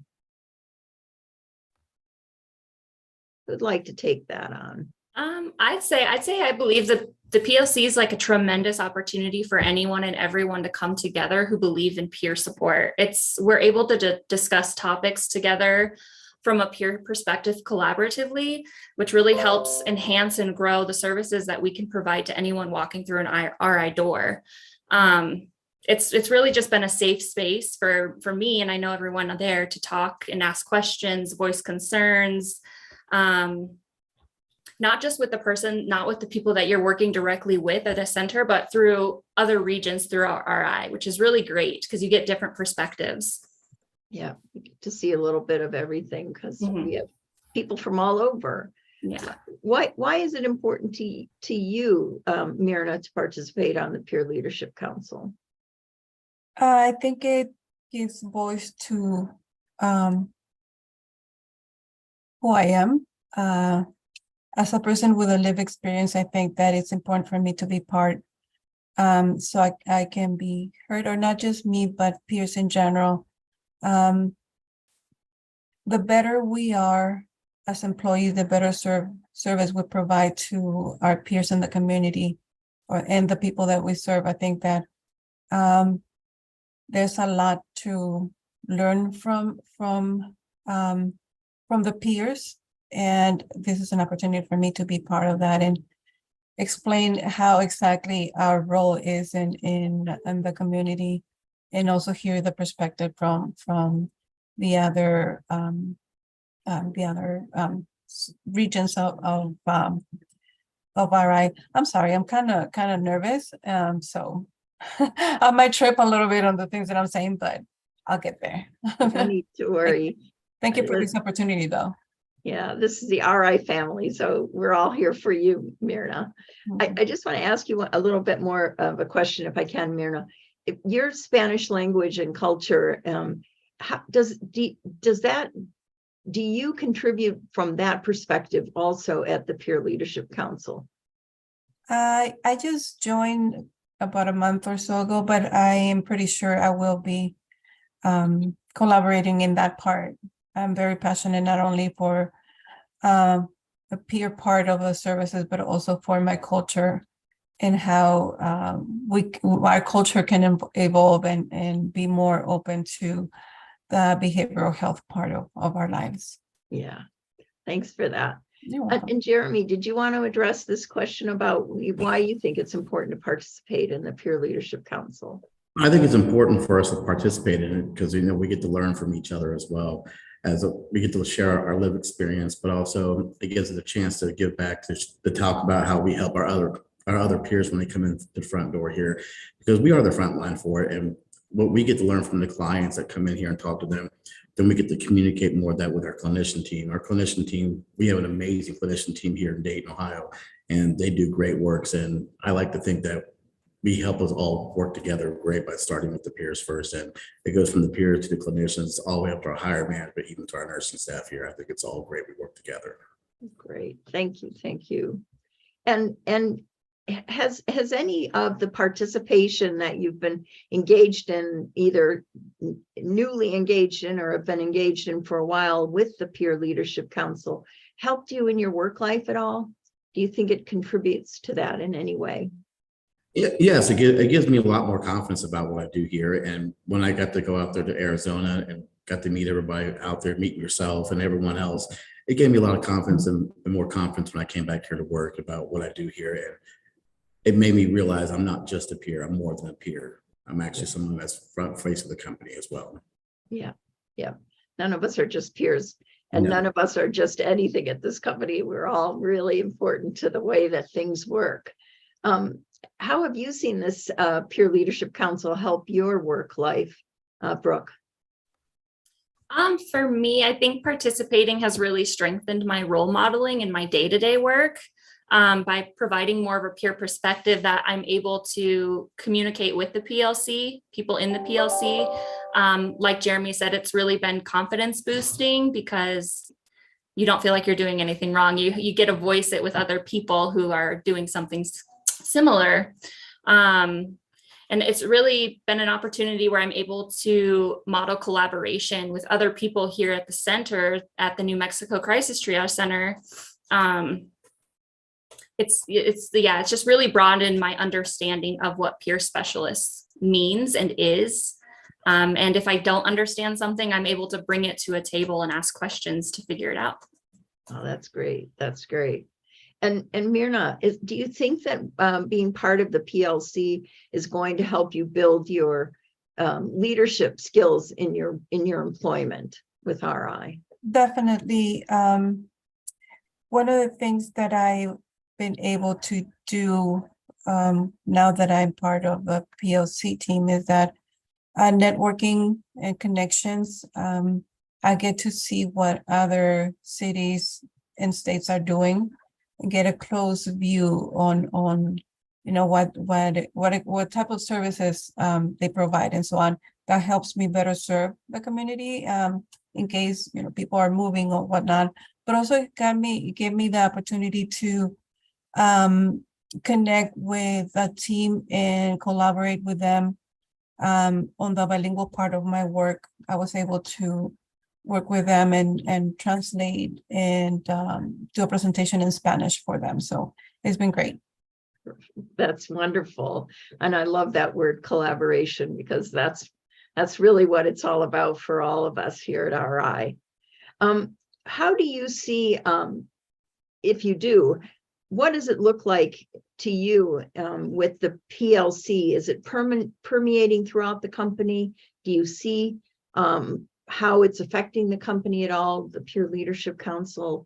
And if not, what are you going to do in your, now that you've joined, to help it become more present throughout the company? Sorry, that was a really long question. I think for me, I see it permeate throughout different roles in the company by just the individuals who represent and are part of the PLC. I see it really strongly there, but I do know that they bring it to so many different areas of RI as well. So that's kind of how I see it.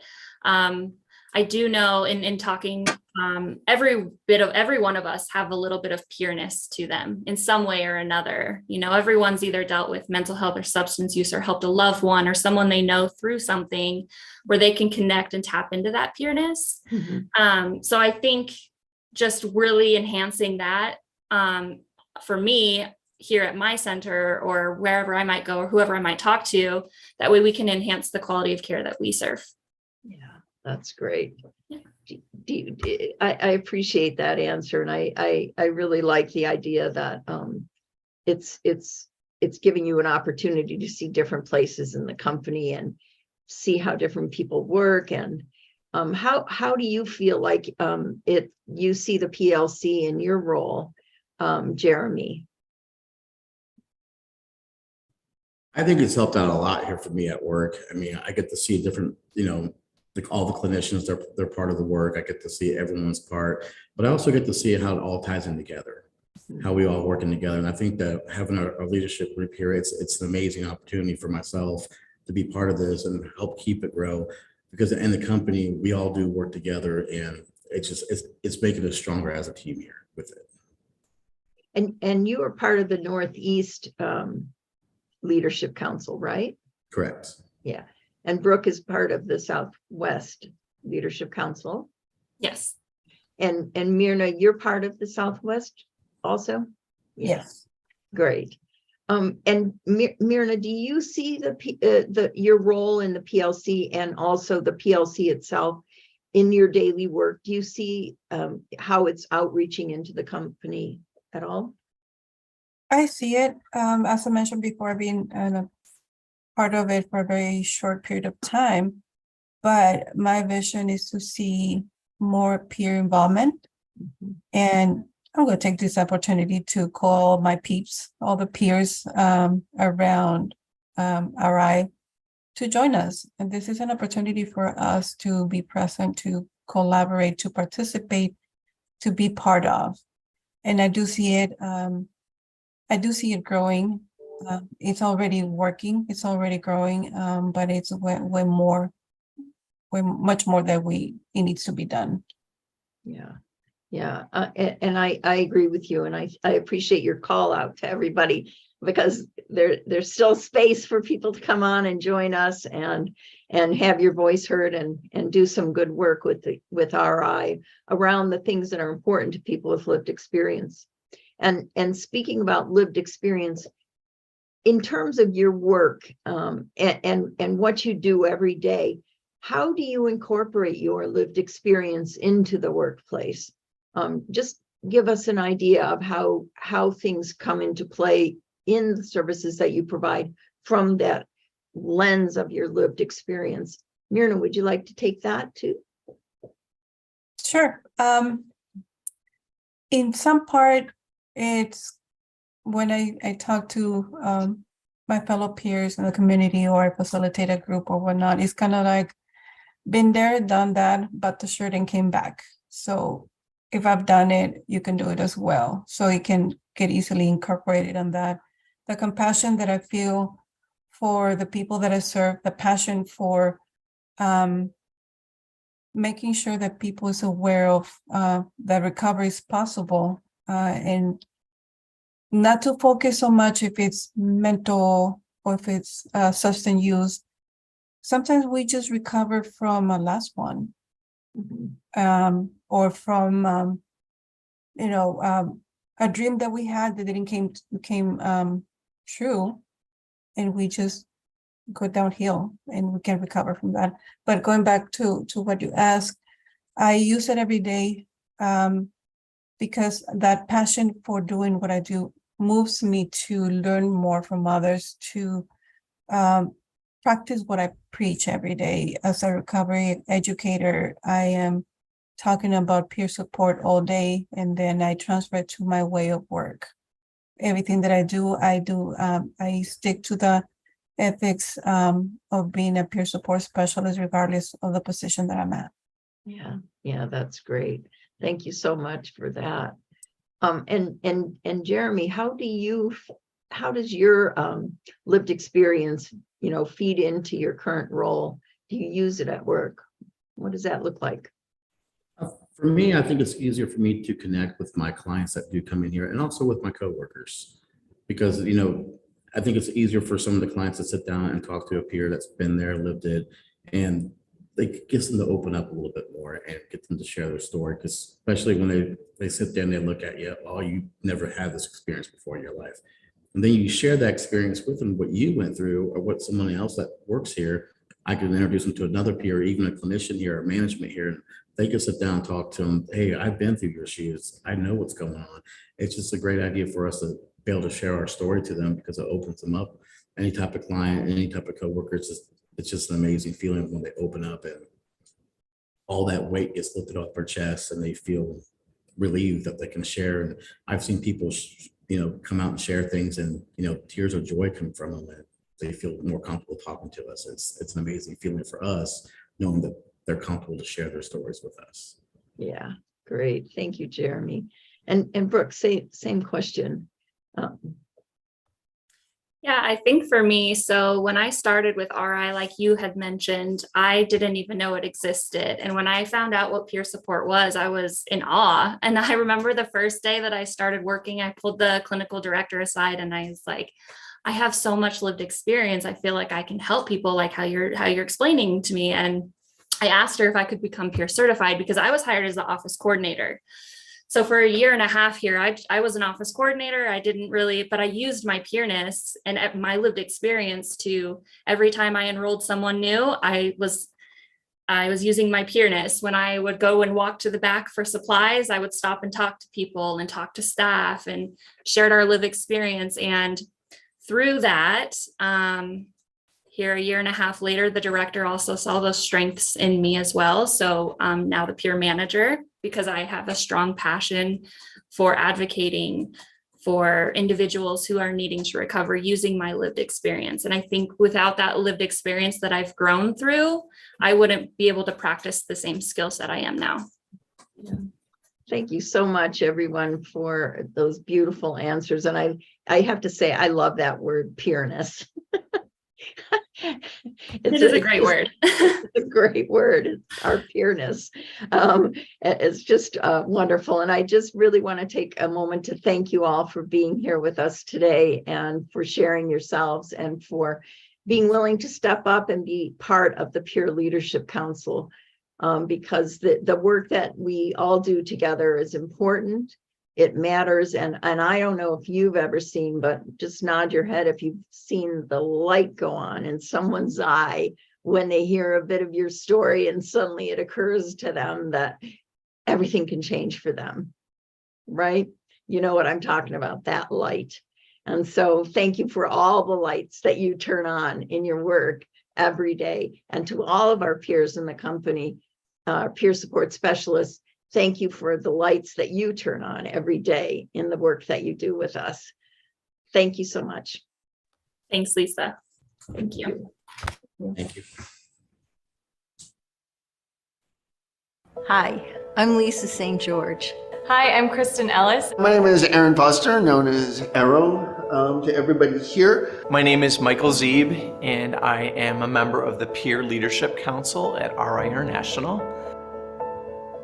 Peer Leadership Council was formed to address issues with peer support, to give counsel to the company around issues of peer support, because we are an organization that is 50 or 60% people with lived experience. I feel honored that our company values the voice and the leadership of people like myself with lived experience of recovery. And I feel like we're really listened to and drawn upon for our perspective. And I think just the future holds so much promise for the ongoing development of the Peer Leadership Council. Really, our purpose is to be a connector for all the people that have a stakeholder in peer services. Whether you're a peer, whether you're someone on the interdisciplinary team, whether you're the board, whether you're the exec team, whether you're a support team, the Peer Leadership Council gets to bring all this great experience, and we get to really help focus all that energy and that knowledge.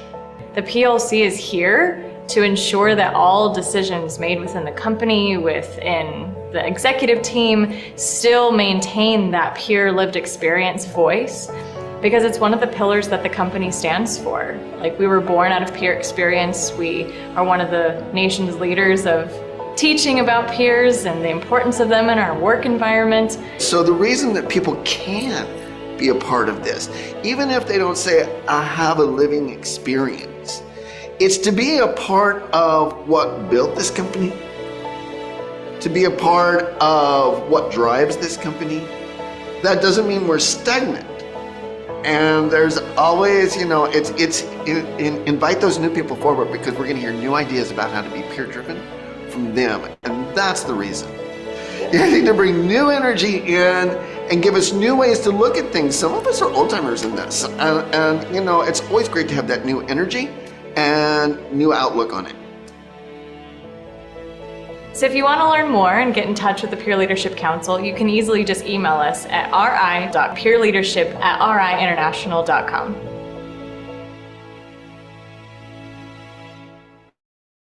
Amazing video. Once again, thank you to the panelists, Mirna, Brooke, Jeremy, Lisa, of course, that was simply amazing. We're in for another special treat.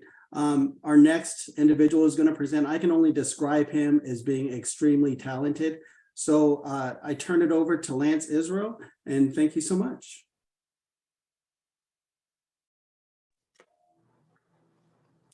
All right. How are we doing? Can you hear me? Yes, we can. All right. And can you see me? Is this light better here? That's perfect. All right. Well, thank you all so much, first of all, for having me. I'd love to be able to really just see all of your faces, but I'm just imagining you all out there smiling and brimming with possibilities. And I got to catch a little bit of that last the last 15 minutes, and it just affirmed what I've been thinking about on the approach to this, about what a wonderful organization that you all are a part of. And I want to thank you for having me. And I want to thank also Chris Bartz, if you're out there, for for singing my praises and inviting me, getting me to be a part of this. So when I was in 1994, when I was 21 years old, I went to the island of Maui and had a really magical experience there where I was experiencing these amazing synchronicities. And in the midst of all of that, I thought, wow, this is what grace is. And that was a word that I had wondered about for many years. What is grace? And then years later, I was affirmed in my epiphany when I heard a teacher say that the root word of grace is actually magnetism. And that's exactly what I was experiencing. And so while I was there, I was given my first flute. And I actually met the gentleman who made this flute before I met the person that gave it to me. But I didn't know that the first person made it until we all three ended up in the same room before I left the island. And that was the beginning of the unexpected magical flute journey. I've always been had been a singer since I was a kid, and I knew that a band had just sprouted a month before, and I knew that over the next years, I wanted to expand my musical horizons. And I was thinking maybe the keyboard or maybe, in learning theory, but this flute came along. And so then 3 years later, the gentleman who made this flute came to visit me in Flagstaff, Arizona. And he introduced me to this flute called the shakuhachi. And this is the one I'm going to start with today. The shakuhachi is a flute that's traced back over 1,400 years with traces in Egypt and China, and then found its home in Japan, where it's been used for hundreds of years in some Zen Buddhist monasteries as a tool for meditation. They actually considered the music to be secondary to the meditation that it provided for the player as well as the listener. And so you're blowing across this really fine edge. It took me about 20 minutes just to get a squeak out of it. And then a few minutes later, I was standing up and I don't know what I had done differently. My eyes were closed and this nice low tone started coming out. And I thought to myself, I'm doing it. And then right after I thought that, it got quiet again. And so it had me there, and it came into my life at a time when I was going through a lot of different transitions. And so it quickly became a great tool for me for my own development of self-regulation. So when my thoughts were going, miles a minute, I would just play this.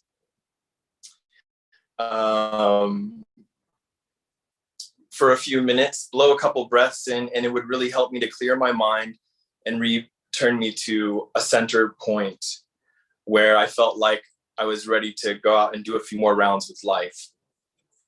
So as we begin, I just want to invite all of us that we may be spread across the country and in different places online, that we can just all come into presence and connection together, and let's all take a deep breath and then continue to just breathe deeply. And as you listen, let the music do the work of giving your mind something to focus on. And then just be receptive. I've heard over the years a very simple way to describe what meditation is. They were saying prayer is talking to God or talking to the divine. Meditation is listening. So we're allowing ourselves to come into a receptive mode. And if there's any distractions or anything where you are, not to worry, just keep breathing and allowing. So thank you all very much as we begin.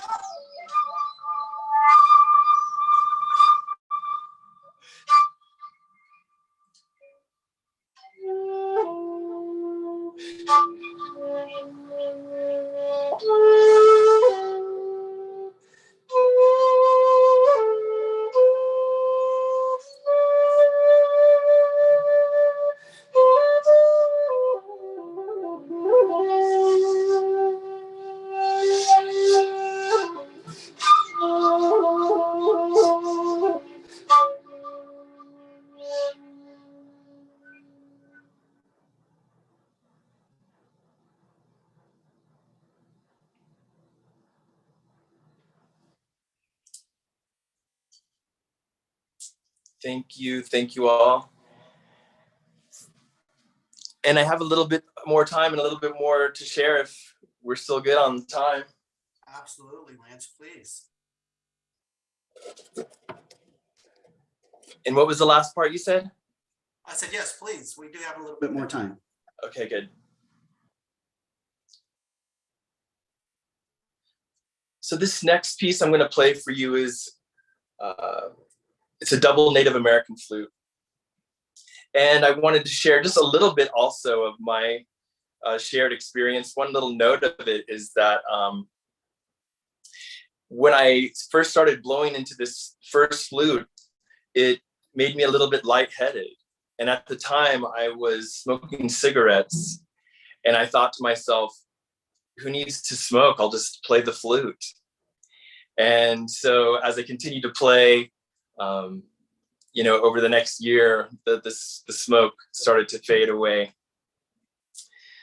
But yeah, it's been something that's really helped me along the way, and I'm fortunate to have been able to share this music with others. And one of the things that I've done is played music at the bedside at the Flagstaff Medical Center for over 4 years. And then I worked I've worked closely with people in group sessions, group work, and also counseling sessions. And using meditation, even if you don't have the music, in the midst of your interactions with different people that you're helping, can just be a really good way to co-regulate with each other, to just come into a calming presence, and then go from there. And so with this next flute, I'm going to play one side first, and then I'll play both at the same time so you can hear the difference. And yeah, that was one of the things I was going to share with you, is that a lot of times when people close their eyes when they're listening, they might come back and tell me different things that they saw in their mind's eye. So I invite you also to close your eyes this time around. And, you know, some people see things or hear things or have memories, but even if you, it's just pure quiet in your mind and you don't see anything or hear anything, that might be the best thing for you right where you're at. So again, let's everybody breathe in peace and breathe out a smile.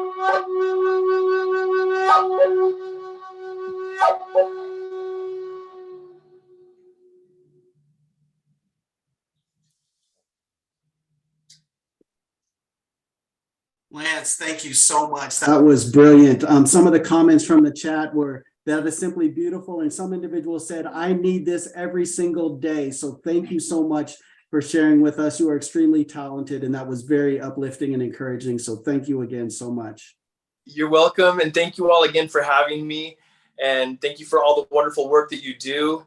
And I guess the message on my heart that I just wanted to leave you all with is that you're all so deeply loved and so intimately connected, and all the help you need is very accessible at any moment. And so just continue to remember as often as possible, remind each other as often as possible. Your intimate connection is just a deep breath away. So breathe in peace and breathe out a smile. And I hope you have a wonderful conference. Thank you so much. Thank you again. And for the audience, going back to this morning, remember I was talking, I told Natasha I was just jacked. And the reason I said I was jacked is because of experiences just like what we received right now, completely unexpected, but just so powerful. We have another amazing speaker lined up.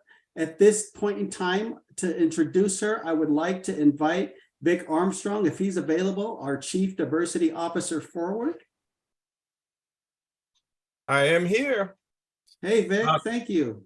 Thank you. It is a first of all, I will not be nearly as melodic as Lance was, but I will do my best. It is an absolute pleasure for me to introduce the next speaker, who is not only a giant in our field in terms of leadership, but who also is someone that I can call personal friend, and that is Dr. Christine Moutier.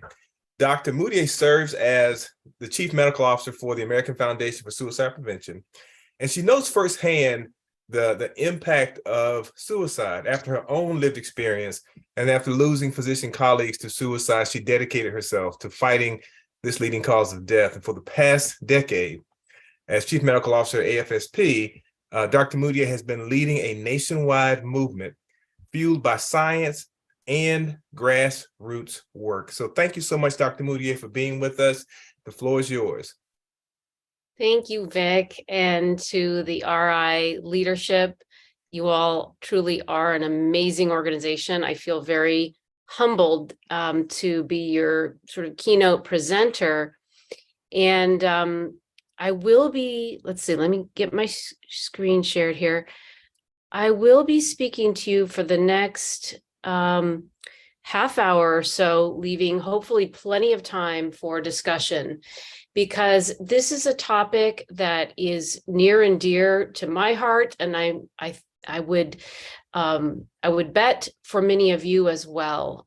This is about what does the science tell us about suicide prevention, but even more timely, what does it mean for ourselves and in the service of caring for our colleagues, meaning, really anyone in the workplace. This topic and this talk is stemming out of my own personal experience that was in the healthcare workforce arena of my own lived experience of mental health struggles and having been suicidal as a medical student, and then doing some work within a medical community, happened to be at UCSD, to try to prevent suicide. So that's our frame. And I will divide my comments into first starting out just thinking about the national landscape that we're in just for a moment. I know you at RI International think very both big picture about what is going on, what is timely, where do the opportunities lie, as well as at the micro level of tactics and strategy. So I know I'm preaching to the choir in all of this, but and then we'll talk just for a moment about suicide prevention more specifically, and really just try to sum up very quickly what I consider sort of the state of the science and how that applies to us today. And then we will close with the last portion focused on what does that mean for ourselves. So these are our learning objectives more formally about dialogue, stigma reduction, the public health framework of applying science into community and clinical-based suicide prevention, and again, that implementation work and what that could look like.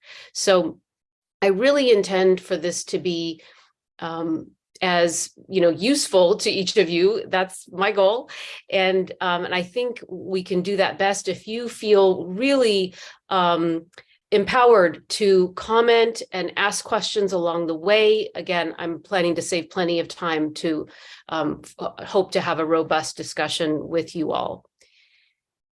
So the moment that we are in is this interesting sort of transitional phase in a way where we collectively have experienced our lives being upended in one way or many ways. and as a community in different ways. But I think collectively, the big picture here is that everyone has been affected in some way. And when I think about the unrest that has been sort of stirred up, certainly starting with the sense of uncertainty, the threat of the virus itself and all the unknowns, but then what that meant to families economically, how we're doing our work, lives, school, worship, play, everything has been affected. I look at things like what might seem like disparate data points, such as the rate of motor vehicle accident mortality being at an all-time high, even during a period when there were less cars on the road, increases in alcohol consumption, the all-time high in overdose mortality, homicide rates, first-time gun ownership doubling. All of these things say to me that we human beings have a in a way, a rather fragile makeup, in the sense of, both fragile and enormously resilient. And that's sort of the dichotomy that's very much present in suicide prevention in general. But I really do, anytime I encounter, people, whatever, having road rage on the road, or marital conflict, or just things going on, I always have to remind myself, and hopefully remind all of you, most of us, probably venture to say the vast majority of us, are just not functioning at our best right now. Our brains, our bodies, our very physiology has been affected, and it takes time for that to recalibrate. But when I think about suicide prevention and this moment here at the end of 2022 that we're in, we also need to back up and think about the time period that we've been in as a society for the years leading up to the start of the pandemic. And that included incredible changes in attitude, the opening up of our culture, if you will. And I know you all know this as well as we at AFSP do, that the world has become more interested and open-minded about mental health, with stigma reducing, with 94% of American adults, for example, in our most recent Harris poll, saying that they view their own mental health as or more important than their physical health. And 96% of American adults saying they would want to do something to help someone in their life if they knew they were struggling or having suicidal thoughts. But we also know that through our poll, but in many other ways, that people don't feel equipped. They also encounter enormous barriers to accessing mental health care and support when they need it. And I would just add my own comment that when I'm asked about, well, how is it then that suicide rates were on the rise for close to 2 decades during this period of time when attitudes are opening up so beautifully towards mental health? And I would just say, as a short answer to a much more complicated question, attitudes opening up has to be the first step. So that's sort of like, in a way, the universal level of a public health approach to any complex health issue. But opening up of attitudes is not going to accomplish the actions that are necessary, particularly when it comes to a complex health issue with, a number of places where risk stems from, and where we have yet to really implement robustly what we know to be true about what constitutes effective suicide prevention. These are just some examples of, random sampling of various folks in the public eye who are talking about their lived experience or loss or mental health struggles. And in the healthcare arena, I would venture to say that there is an equal kind of bursting open at the seams, maybe smaller scale though. So it may be that if you're a health worker with a mental health condition, there's a good chance you don't actually know that there is this niched world of physicians, nurses, social workers, psychologists, health workers broadly, convening, sharing, disclosing our own stories, and the power in that, the support that we're receiving, how it frees us up to take steps to become more proactive about our own mental health. During the pandemic, there were a number of erroneous predictions and frankly kind of risky things that politicians and the media were starting to put out there. And so at AFSP, we got very busy, with media and with working with our chapter network and colleagues, such as you all, to try to really press on some prevention messages and to say that even during a period like the pandemic, suicide is not an inevitable outcome. At least from a population standpoint and in terms of rate increases. So I was asked to do a number of things, such as write a piece for JAMA Psychiatry, and I had just recently published with an international group of suicide experts in the Lancet journal about what we know from the research could amount to increased forces pressing on suicide risk at the population level, which you can kind of see the different buckets here. And in the, checks and X's, I just informally gave us as a nation, really, it's, kind of giving media and policymakers, et cetera, sort of a pass-fail grade, which is a silly thing to do because this is much more complex than that. But where there were any actions to try to mitigate suicide risk, not that, for example, the economic support that was given during the pandemic was driven by a suicide prevention, rationale. But all of these things are important. And in some areas, I didn't see a lot happening in terms of policy or community actions, such as, for example, countering the rise in alcohol consumption. That's of great concern. The increase in access to lethal means, another one. And we can think about both firearms, but also opioids as a more available lethal means among many communities. What happened, as many of you probably know, that the worries and in some cases, predictions about escalating suicide rates, for example, because of the pandemic, didn't pan out initially. And you can see that in 2020, there was the second year-over-year decrease in the national rate of suicide. Now, we do know that provisional CDC data for 2021 is not looking good. Unfortunately, it's a 4% rise from 2020 to 2021. I can also say that even though we were all, of course, gratified to see the national rate go down those 2 years in a row, it did not go down equally amongst different populations in the United States. And those differences were both by race ethnicity, with non-white populations rate going up, while white suicide rates went down. Also geographically, we know that rural states and rural counties were more likely to see increases, while urban areas were the ones experiencing the decrease. And we can get into the why on all of this if interested. But next I'll move into talking about suicide and prevention and what we know based on research, as well as kind of best practice clinically, as well as lived experience. So the science really is telling us a lot of things that we didn't know before about suicide. And I think part of our work at AFSP is to try to not only fund the field and help guide, directions with our RFPs on different topical areas within the suicide research arena, but really importantly, to speed up the translation for the areas where we have consistent findings, to really speed that up into lay understanding and application and implementation of suicide prevention programs and the development of clinical treatments.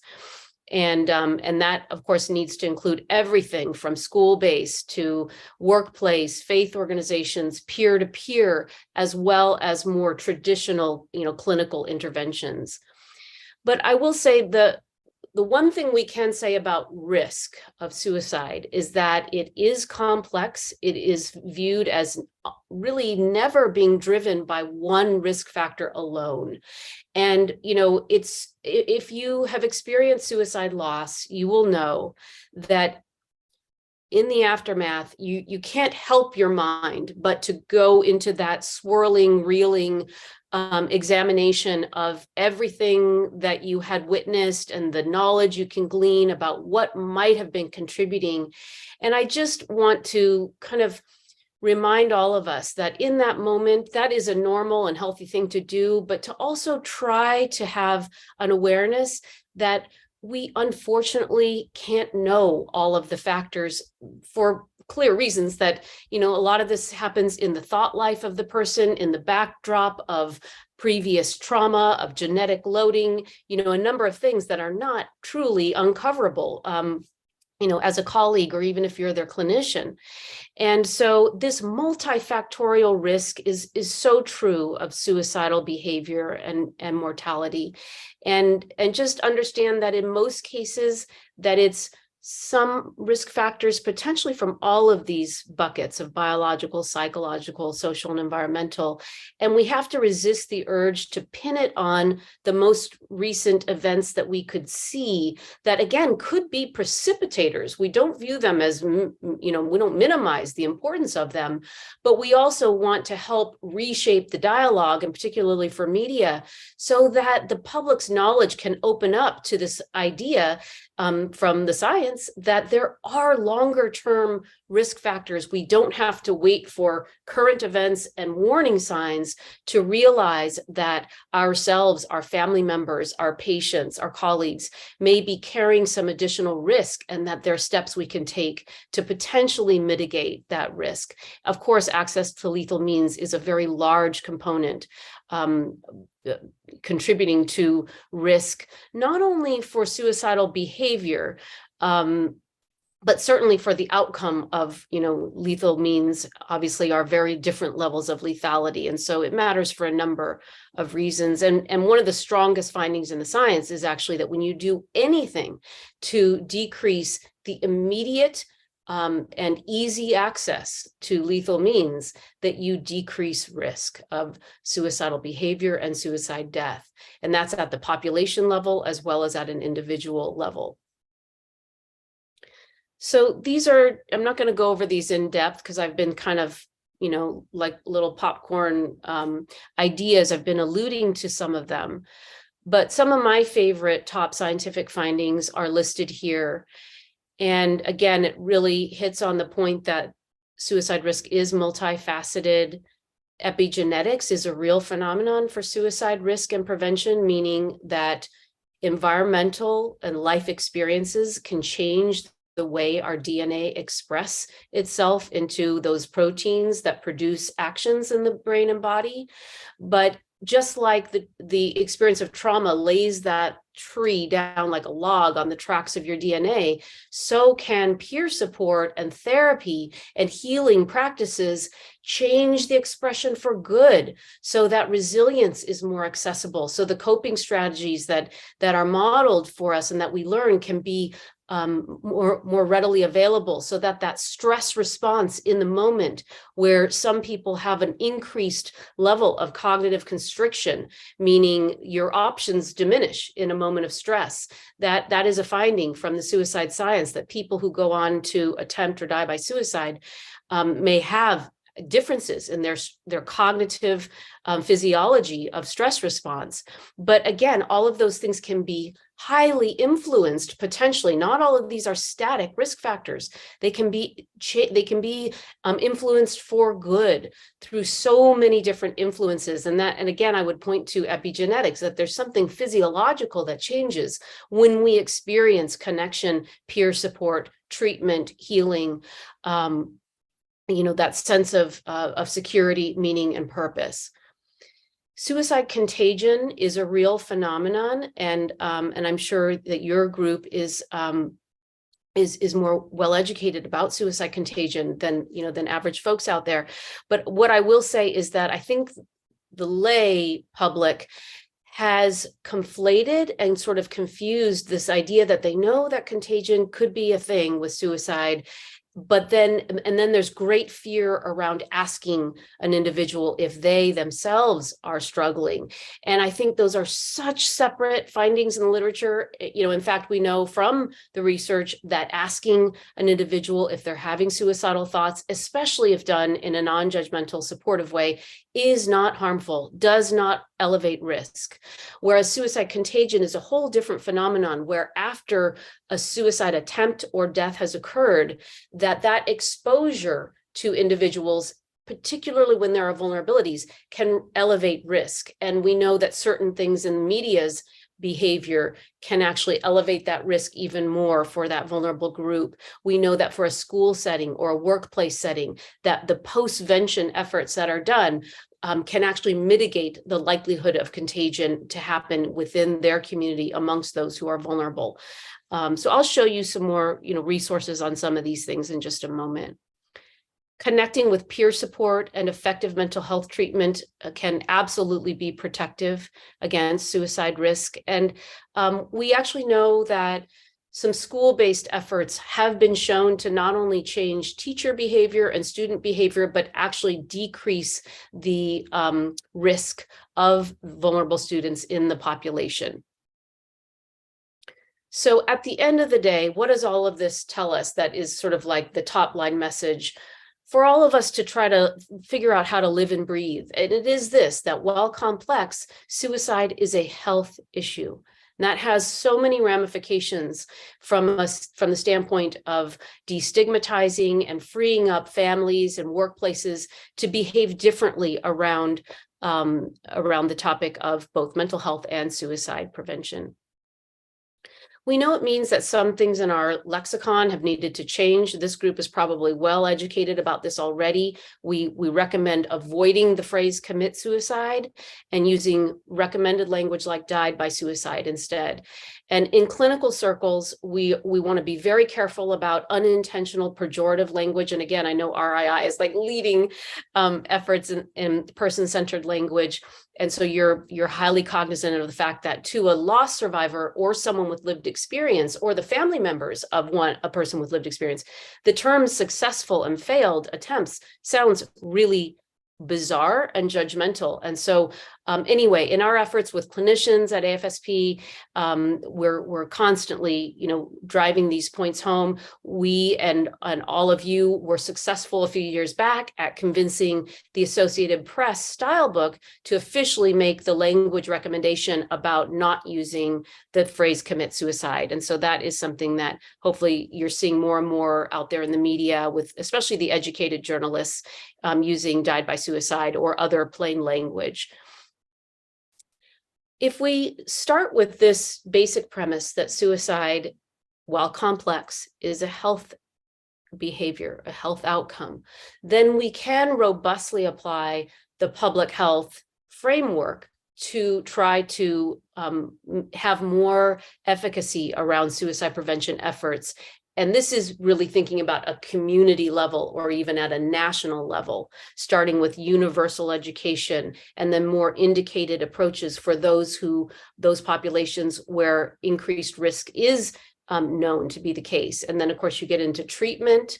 But with suicide prevention, we've moved out of the time frame not that long ago when all we knew to do really was to more aggressively identify depression, let's say, or trauma, or those people who had previously attempted, and just apply basic mental health treatment as usual. Now what the science is really showing is that the more we develop specific interventions for suicide risk specifically. So not just thinking about let's only concern ourselves with identifying and treating depression or PTSD or traumatic brain injury, but we hone in on those primary diagnoses, and we consider suicide risk as a separate and rather actually independent clinical goal or target, if you will.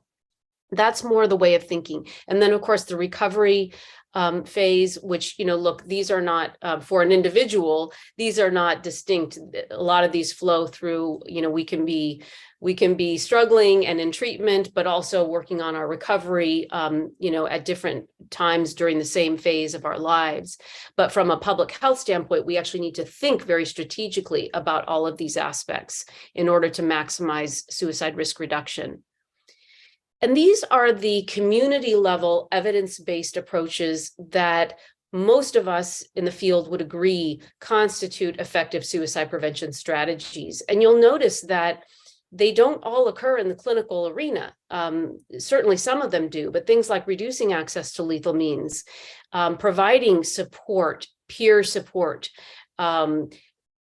chances at increasing one's capacity around coping and resilience, focusing on equity and including lived experience, looking at those so-called social determinants of mental health and suicide risk, and really starting to become much more strategic about the downstream, but also the midstream and upstream approaches to suicide prevention. We have a saying that postvention is prevention in our field, because we know that when effective postvention happens in the aftermath of suicide, that's a moment where you can actually reduce risk for that population that's been exposed. But it's also the case that organizations like schools and workplaces may go through that period of tragic loss and bereavement, and then with good postvention efforts, are optimally ready then in their zeal to do something about it, to engage in a thoughtful and strategic suicide prevention effort. So in that way, you can see how postvention is oftentimes part and parcel to prevention efforts that will take place later. We know that in the literature, we know that among the nations that have been the most serious about implementing their national suicide prevention plan, they have several things in common. These are some of the Scandinavian countries and a couple others where, to be fair, it's harder in our 50 states of America with all of the disjointedness and especially polarization these days politically. But we know that a robust crisis response system is part and parcel to what is thought to be the success and the effectiveness of those several nations that have actually been able to reduce their suicide mortality with a full implementation of their suicide prevention plan at the national level. And of course, you all are extremely in the know about 988 and all that it means and all of the opportunities that it means, not only as a nation, but at a state and then local community level, and building out really what is your sweet spot in terms of the most robust crisis response system and all of the levels that need to be created, frankly, in most communities that haven't had those resources yet. And again, I'm just so grateful for the work of RII and how you have helped the rest of the world to advance in those ways, because you were out there doing the work and documenting at a much earlier stage than most. So I'm going to fly through some of this so that we can leave time for Q&A and discussion. So promoting equity and suicide prevention is a really important aspect. And I know you all are, again, leaders in this regard. Vic is, one of the top experts in our field in this regard. And I'm so grateful to him, both now at RII and what I trust is contributing with your team, but also for us at AFSP as a volunteer and now working with us on a couple of different programs. We're all learning together but we need experts who have been living and breathing this. And I think there are a number of things that can help to make this a little bit more concrete, that we all can figure out. We want to do better, but how do we do our part? And I think for myself, what I've done, and I would encourage each of you, is think about your roles in your world. And that might be, of course, in your workplace, in your professional life, but it also is in your family, your community, maybe in a school system or a faith community.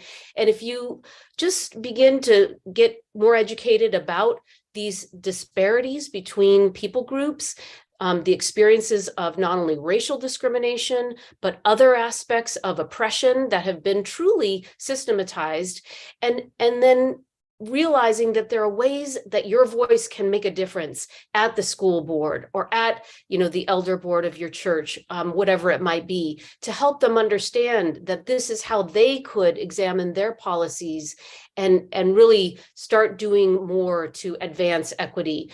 And I think even those types of opportunities are how our world is going to continue to change in the right ways.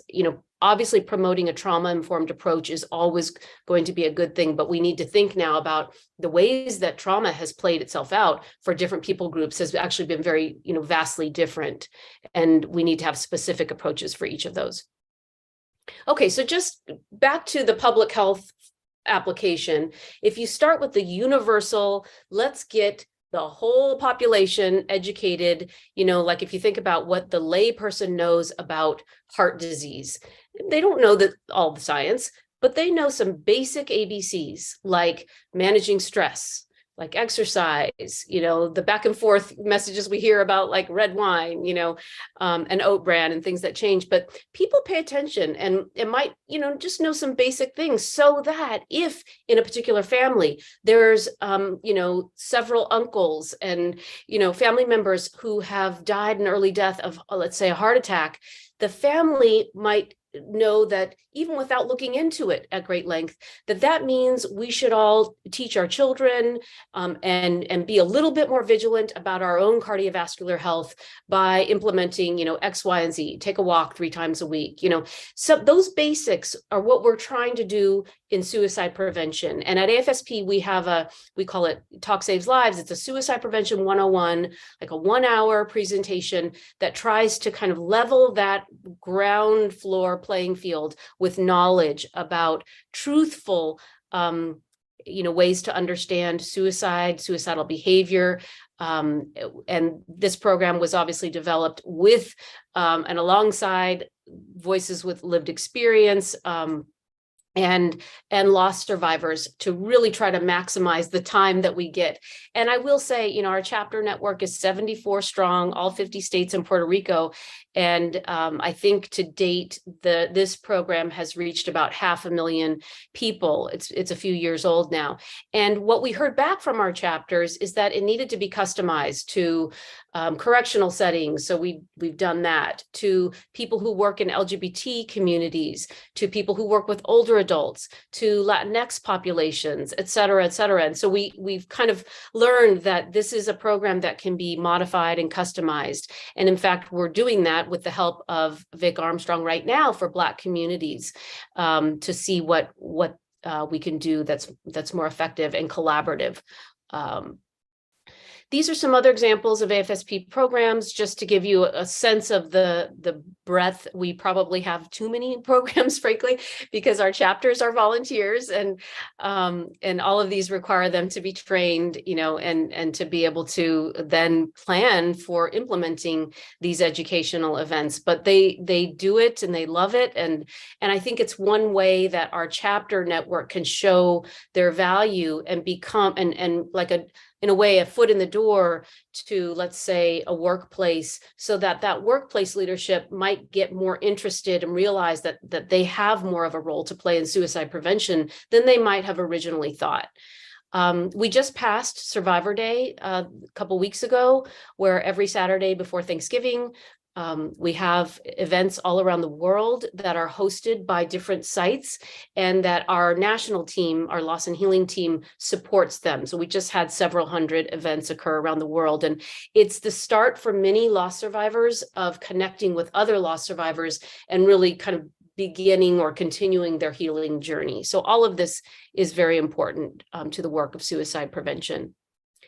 We've been blessed at AFSP, as I know you all have been as well, with incredible partnerships. And I just put yellow circles around the ones that might be a little bit less anticipated because they are outside the mental health arena.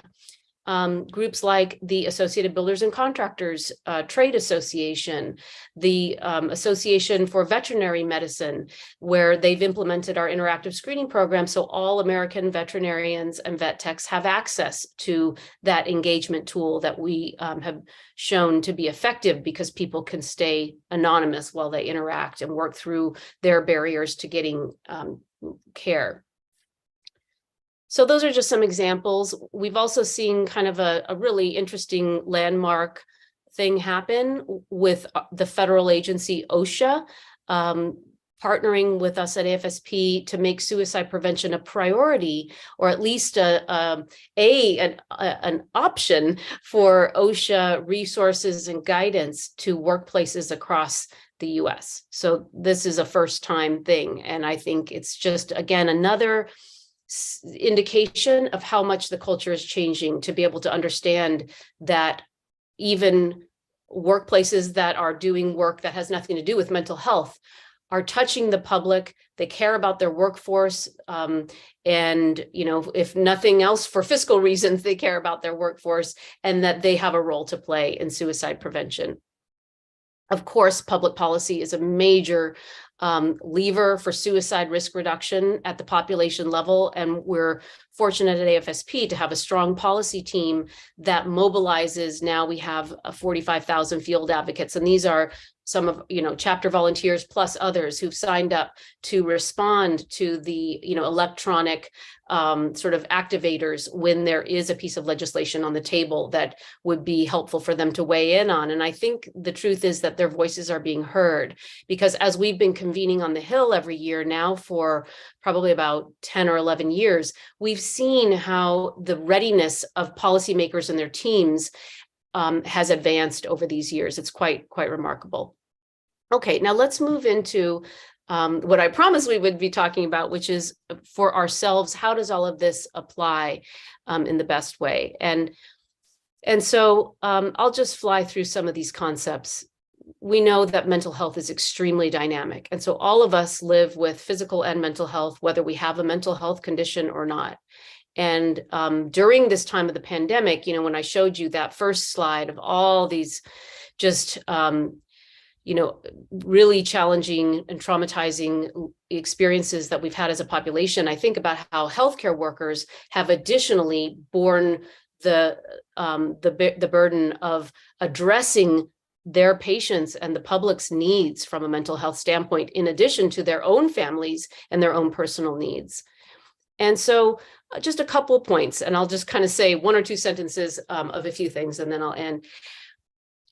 There's been, you know, obviously burnout has been a big topic, especially amongst physicians, nurses, health workers in general. But I just want to say that there is data to show that if we only pay attention to burnout, we will miss the opportunity to identify depression as a potentially life-threatening medical condition. And so we just need to be very careful about making sure that we're not only talking about burnout, but we're also helping health workers and colleagues to understand that mental health, we're all human, so we can be prone to, you know, depression, anxiety, PTSD, addiction, just like any other human being. Physician suicide has been studied a little bit, and in the psych autopsy literature, there's a little bit there, not much, but what we are seeing looks like physicians who die by suicide compared to the general population have a bit of a different profile, in that they are much more likely to have been experiencing a job problem, less likely a recent loss or, you know, other stressors of life that are very common preceding suicide. They were much more likely, 20 to 40 times the rate of measurable levels of medications in their system, not necessarily just in their death, but using them, self-prescribing, informally gaining them from colleagues.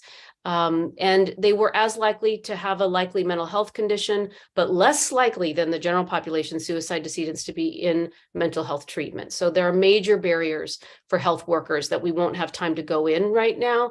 But I'm sure all of you can intuit all of the fears about loss of licensure, loss of reputation, et cetera. And just, I would even say at the core, those of us in the health and healing fields have a sense of identity as healers, and it's very hard to see ourselves as needing help when we identify that so strongly. We also have our own very individual, private self-reactions to not allowing ourselves to get the help we need. And when we are distressed, our brain plays tricks on us even more. And so this is not just on individuals to take care of ourselves. We have to view this seriously as a profession, and anyone who is, let's say, a health system leader absolutely also has a major role to play in preventing the suicide and optimizing mental health of the health worker workforce. So a lot of this is about correcting assumptions and myths from the past, which really equated mental health conditions with impairment. And so a lot of my work with medical people has been around educating them about how mental health conditions, like physical health conditions, do not always impair. In fact, the vast majority of us have health conditions that we live with and manage, and it doesn't impede us from working. When I was a dean in a medical school, I referred hundreds of physicians and trainees into treatment. And these were some of the conversations we had, that as elite athletes and executives, we would never deprive ourselves of the best in terms of optimizing what is our control center of our mind and allowing us to have that clarity. And so even without having to get into, and as a dean, even though I'm a psychiatrist, I wouldn't be diagnosing or treating them. It was all advising. And I developed this resilience reservoir that tried to really help people understand that there are things we can do on our own and to encourage each other to become more sophisticated about how we tick. We're all very actually unique in what these different powerful drainers and fuel for our resilience reservoir, if you will, would look like. There's strategies at the organizational level that really need to be implemented. And I would say, following the death of Dr. Lorna Breen and that Heroes Foundation that's been just producing remarkable change, there is a real readiness now with the American Hospital Association, the American Medical Association, and others that we're all working with that are looking for actionable strategies to improve the mental health and reduce suicide risk for their workforce. And these are some, little catchy mnemonic that I came up with another colleague, just to try to make it more, concrete for organizational leaders. Now, if you're worried about a colleague, and this is one last really important message I'll leave you with, remember that if you've noticed something, it's very likely that they're going through something. It doesn't mean they're suicidal, of course, but it could. And what harm is there in approaching a colleague in a caring conversation where you're not being their clinician, where you simply open up and invite a dialogue and you engage them in a private moment to say, I'm concerned about you, I care about you, and I'm here to support you. This is a judgment-free zone. And really the invitation there is, I'd like to learn more about what you're experiencing. And of course, if their tone sounds hopeless or like they feel trapped or like a burden, that's when you can just move right into asking them, when you say X, Y, and Z, and I repeat exactly what they said, it makes me wonder if you've had thoughts about ending your life. And remember, that may open up their opportunity to talk about what they're going on and to collaborate with you about next steps. Remember, you're not their clinician in that moment. Your obligation is as a caring friend and colleague, and you don't need to make any assumptions about anything other than supporting them and checking back in with them. Okay, so these are some resources on our website at AFSP for anyone who is looking for more, detailed resources and programs. We do have these postvention guides that were all modeled after that first one, a toolkit for schools after a suicide, but now it's been customized, and we're working actually with the construction group I mentioned for customizing it to their populations as well. This middle group of clinician support resources is one that my team has collected up during COVID. Some of them popped up new during that period of time.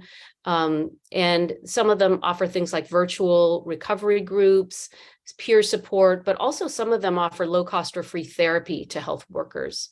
So please do keep those in mind. Okay, and I'm going to close now and hope that there's enough time for some discussion. Thank you so much. Thank you so very much. Very powerful presentation. If you don't mind, if I could just ask a couple of questions. You showed a slide with the collaborative partners, but Jonah specifically would like to know if you partner with the Trevor Project or the Crisis Text Line. Yes, we do. Yeah, I didn't include some of the kind of more obvious ones, but yes, we certainly do, and in different ways. Trevor on a bunch of policy items, actually, more recently. And do you have any projects that are specific to individuals who have survived suicide attempts? Well, yeah, that's a really important one. We actually went into kind of a deep dive journey on this probably 7 or 8 years ago.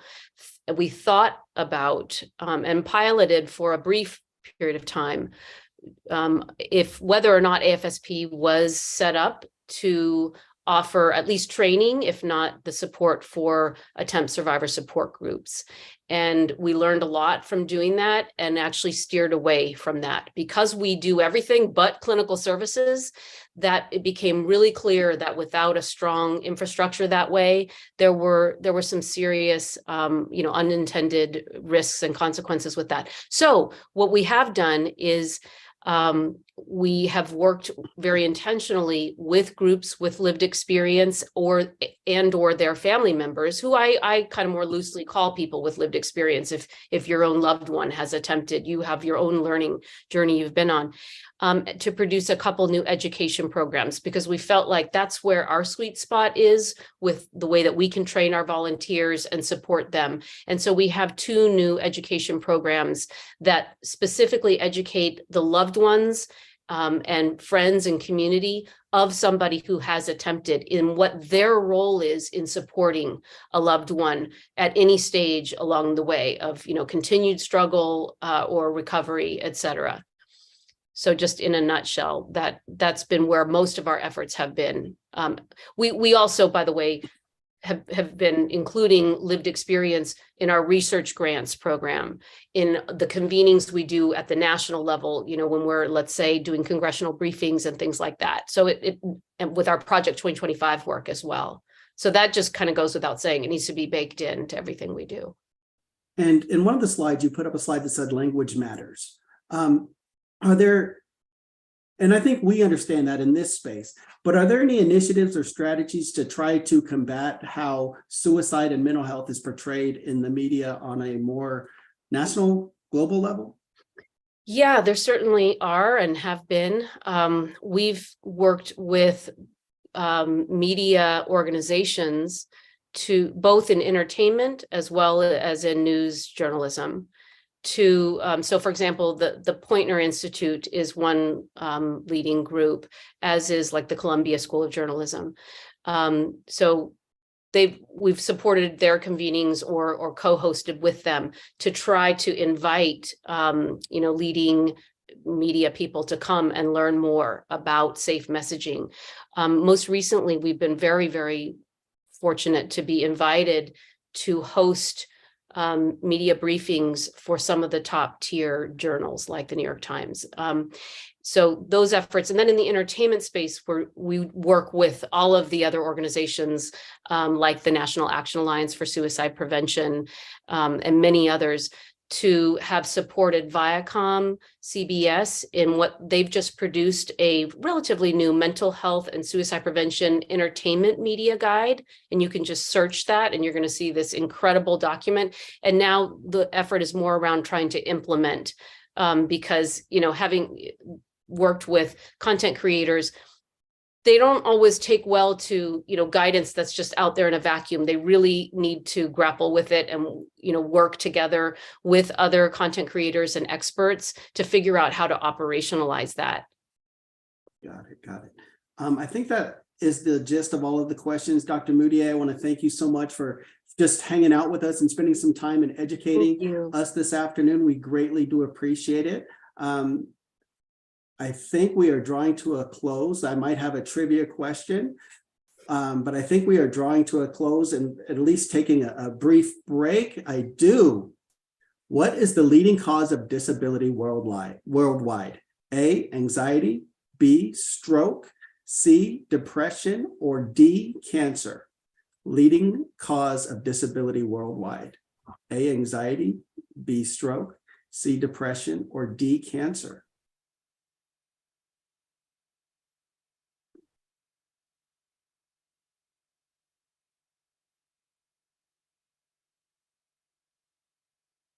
Anxiously waiting the outcome, drum roll, imagine. The correct answer, as identified by 81% of us, is actually C, depression. The time is now 12:04. We are going to take a break. It's about an hour long. It's been an amazing day thus far. But for the afternoon, or for the time remaining, I'm going to turn it over to Julie and Neil, the hostess with the mostest. Thank you so much, and we'll see everyone in about 55 minutes. Freedom. Much to my surprise, this photo received the most likes of any photo on my otherwise rather modest Instagram account, more than 700 to date. This gave me reason to pause and wonder, out of all the wildlife and bird photography I have captured, why this one? Unlike my other posts, which typically contain up to 20 hashtags, I decided to keep this post very simple with only one hashtag, hashtag freedom. While there are many interpretations of freedom, the one that stands out to me the most is the freedom to connect with others. After almost 2 years of pandemic that has rendered millions of people flightless, we are all yearning for the freedoms that perhaps some of us took for granted.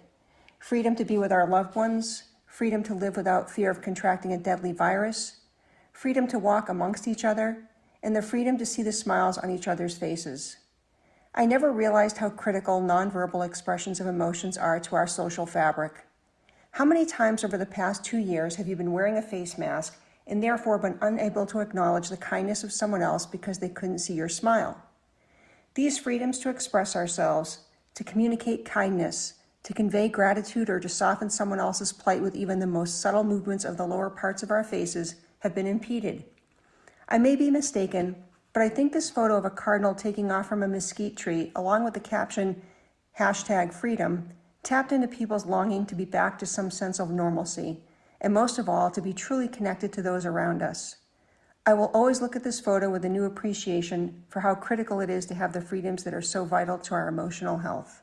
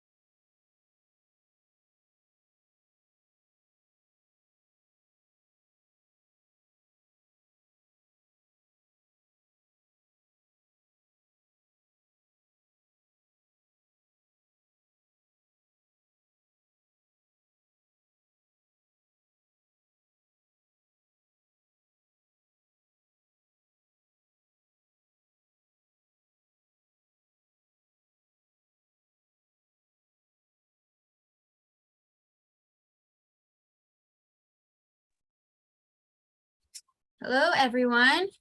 Hopefully we're waking back up from our lunch break. Just making sure everyone knows we're about to get started here in just a few minutes.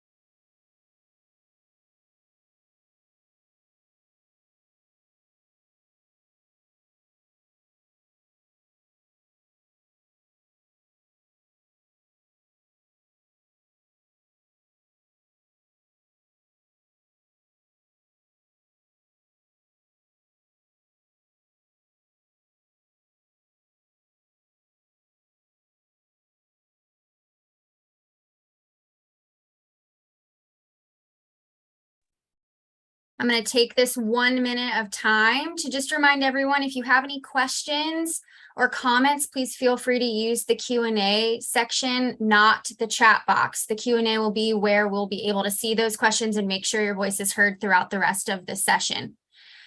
So as we get started, welcome back. I hope everyone had something yummy to eat, took a second to refresh, recharge. My name's Julia. I am the leader down in Jacksonville, so I say hello to you and send you good vibes from the beach.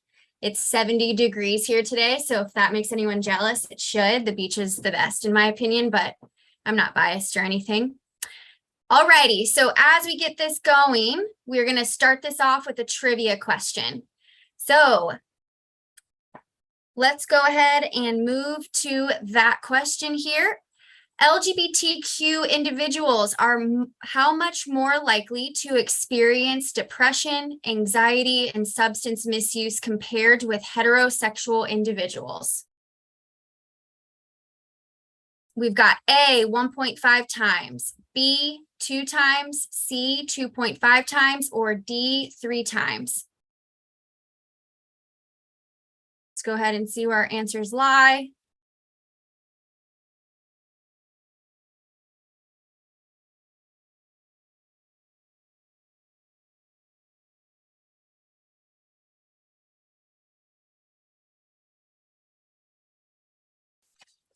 Bit of a wide spread here.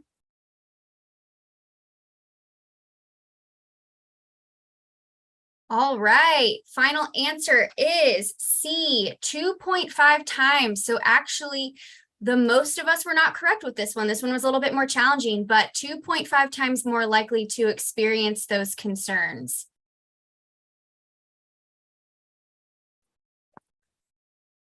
All right, team. I am very excited to bring us into the next topic. We're going to get a little active with each other. We're going to wake up, get rejuvenated. We're going to have the opportunity to all share. So please let me welcome Akemie Jones, president of the DEILC, and Kerry duVent, the co-chair of the DEILC, for the next topic, the stories society tells about us. Thank you, Julia. Hi, can you hear me? Yes, I can hear you. Can you all hear me okay? Can everyone hear me? Yay. We hear Welcome, you. Kerry. Welcome, Akemie. We're grateful to have you both. Good, thank you. Everyone, please excuse my voice. I feel like the universe felt like they wanted to play a trick on me. They knew I'd be in the annual retreat. So they wanted to give me the flu and give me a little raspy voice just to give me a little flair for our retreat this morning. So thank you for bearing with me. I'm so excited, and that our council is so excited to be here and to be a part of the annual retreat. We've had so many good presentations that have come before us, and so we are very excited about our portion of the retreat as well. As the DEI moves into 2023, one of the things that we will truly be focusing on is intersectionality and lived experience. So you all had that lived experience piece with the Peer Leadership Council, which we do partner with very closely. So as we move into 2023, we'll be discussing and really looking into the intersectionality of lived experience, because not all lived experiences are the same. We are all approaching life and interacting with one another based on those lived experiences. And I honestly believe that we have more in common with our lived experiences than we know. So the goal of our panel today is to share with our RI family information about the communities in which we identify with, our cultures. Again, I believe there's just so much that we have in common with one another, and this is just our opportunity to share. So with that being said, let's go ahead and hop into those that are participating in our panel discussion. So this afternoon, I have the pleasure to have with me Ms. Kerry duVent, who's our co-chair. She works in the credentialing department. She's a credentialing coordinator, and she's based out of Phoenix, but lives in Washington. She's been with the company since 2014.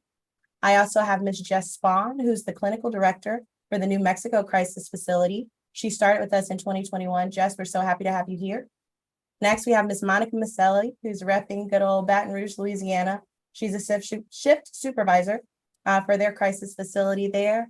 And then last but not least, we have Ms. Tanja Miles, who's a pastor, veteran, and peer support specialist, also located out in Baton Rouge, Louisiana, who operates as a community liaison for RI. So welcome everyone, welcome everyone. Please make sure everyone has their camera on so we can see y'all's beautiful faces. So let's hop into it, team. How do you guys define your community? So I'll go ahead and I'll start with Kerry. Kerry, how do you define community? What community do you identify with? Well, one of the communities that I identify with that not many people know about, there's the obvious one with the red hair. We all know that that's pretty obvious what culture I go with, but there's a community that people don't really know about a whole lot that I do identify as part of, and that is the Roma or the Gypsy community. So when we think about that community, kind of what comes to mind, right? What comes to mind for me when I think about that as a stereotype is more the song, the Gypsies, Tramps, and Thieves, right?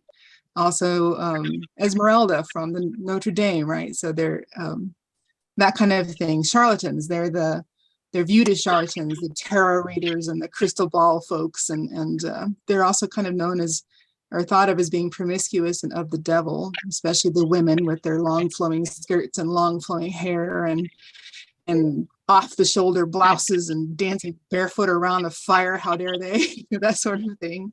They're thought of as thieves. In fact, we get the word gyp from gypsies. So it's actually, if you use that, I respectfully request that you find a different word to use because it is a racist slur. If you have been gypped, you are referring to the gypsies. And automatic assumption, all gypsies are thieves and swindlers. So just know that, be aware of that. Obviously, the other thing to think about is the bardos and the wagons and the traveling, they're itinerant. I find it very interesting because the gypsy culture, and we'll get into the word gypsy versus the word Roma in just a second. It's so rich and so full and so incredibly beautiful that I find it sad that they get diminished. We get diminished to gypsies, tramps, and thieves. I think that when we lose the sense of somebody's culture, we lose much more than that. We lose their music, we lose their soul, we lose their uniqueness and their ability to show up in this world as divine beings. Sorry, it's the word that's in my head. I think we all have that touch in us. And I think when we denigrate a certain group of people just because of stereotypes, we lose that sense of what's sacred within each other. And so I think you're going to say something, Akemie? No, I was going to say, I agree with what you're saying. I want to point out that in the very beginning, you pointed out the things that we see on television, right? The things that we see in the media really work to sometimes re-solidify stories or narratives that have been told about cultures that are not necessarily true. So you're right. When I think about the Hunchback of Notre Dame, it's a Disney movie. It does not depict an individual that is Roma or Gypsy in a good light. And I'm sure Tanja and Jess and others, when they start identifying or speaking about their cultures, there's things that we can pinpoint in society that kind of put things in concrete that should not necessarily should not necessarily be there because they are not true. So I am going to spin it to Jess here to see if Jess has something to just kind of add on that about the community in which she identifies with, as far as how that speaks. Sure. Thanks, Akemie. Welcome, everybody. Thanks for having me. I'm so appreciative, and I'm glad to be here. I'm Jess Bone, and my pronouns are they, them. I identify as non-binary, and so that's the community that I kind of wanted to discuss a little bit today, the queer and non-binary community. I also identify as neurodivergent, but that's just kind of a whole separate story. And, you know, just to kind of build a little bit off of what Kerry was talking about is, you know, that presence in the media. And there really isn't a whole lot of, you know, positive queer presence in the media. It's getting a lot, you know, more accepted now. But I've seen, you know, I've heard some people kind of talk about being trans or non-binary as like a trend, like it's like a new thing, like it hasn't been around for a while, which is not true, right? We've had these identities for a really long time, but we haven't had the visible presence, you know, whether it's in the media or just having society be accepting of our culture, of our identities. You know, we've had the whole AIDS epidemic, we had Don't Ask, Don't Tell, you know, and there's, you know, this ongoing kind of, you know, in my opinion, there's this ongoing genocide of, you know, trans people of color. You know, already, I think this year there's been, I think between 35 and 50 like trans individuals that have been you know, the victims, you know, fatal victims of violence, with the last two being in Club Q just recently. And so, you know, being trans, being non-binary. So for me also, if you're not aware, you know, being non-binary means that you don't fit in the traditional male or female role. So I identify as agender, which means I just don't have a gender. I'm just a person. So, you know, everyone uses my name, or we use they, them pronouns to do that. And just kind of along the same thread is that with individuals who are non-binary, there's also kind of the common misconception that non-binary people have to be androgynous, right? You have to look like you're neither one, neither male nor female. We could see me, right? And I'm pretty female presenting, but that doesn't change my identity or who I am and who I know I am. And so, you know, your looks don't always equate it. So we can't always assume, right, that the individuals that we're interacting with are, male, female, you know, or whatever their identities are, unless we ask. Thank you, Jess. I agree. And it's important that we be respectful of individuals' preferences. Again, at the end of the day, we're approaching life from our own lived experiences, and we need to respect the lived experiences from others. Tanja, I'm going to wrap it around to you about the community that you identify with, and any stories or narratives about that community that you agree with, disagree with. Take it away. Yeah, so I as being an African-American woman, female, and I live in the South as well. And, you know, my community is amazing. It's, you know, we come in all different shape, form, and sizes, and different colors of melon. And so it's just a beautiful thing. It's unfortunate that, as you know, we, you know, see in the media, and I was just thinking about this prior to the call, is that, you know, you mostly see, or just African Americans in particular, on the news, you see us mostly, you know, being the killers and the, you know, folks who are doing all this horrific, you know, stuff in the community. And unfortunately, that's what makes the news. But it's interesting, as I was sitting here looking at my TV, and, you know, I hadn't watched a soap in a long time. And so, but, you know, those same soap stories of people who don't look like me, who are white, are talking about, you know, killing someone and mental health and being in prison like it's cool. You know, I live in Louisiana, where we fluctuate from having the highest incarceration rate in the nation. And most of those are African Americans. And most of those things that got them in there, you know, had to do with addiction or mental health or trauma. And so, be it, you know, systemic racism or individual. And so being a person of color it's a challenge. I mean, it really, really is, but it's also a beautiful thing at the same time because we come with a plethora of great things that we contribute to our community here in the South and across the country. But those are the kind of things you don't hear about. You don't see those things in the news.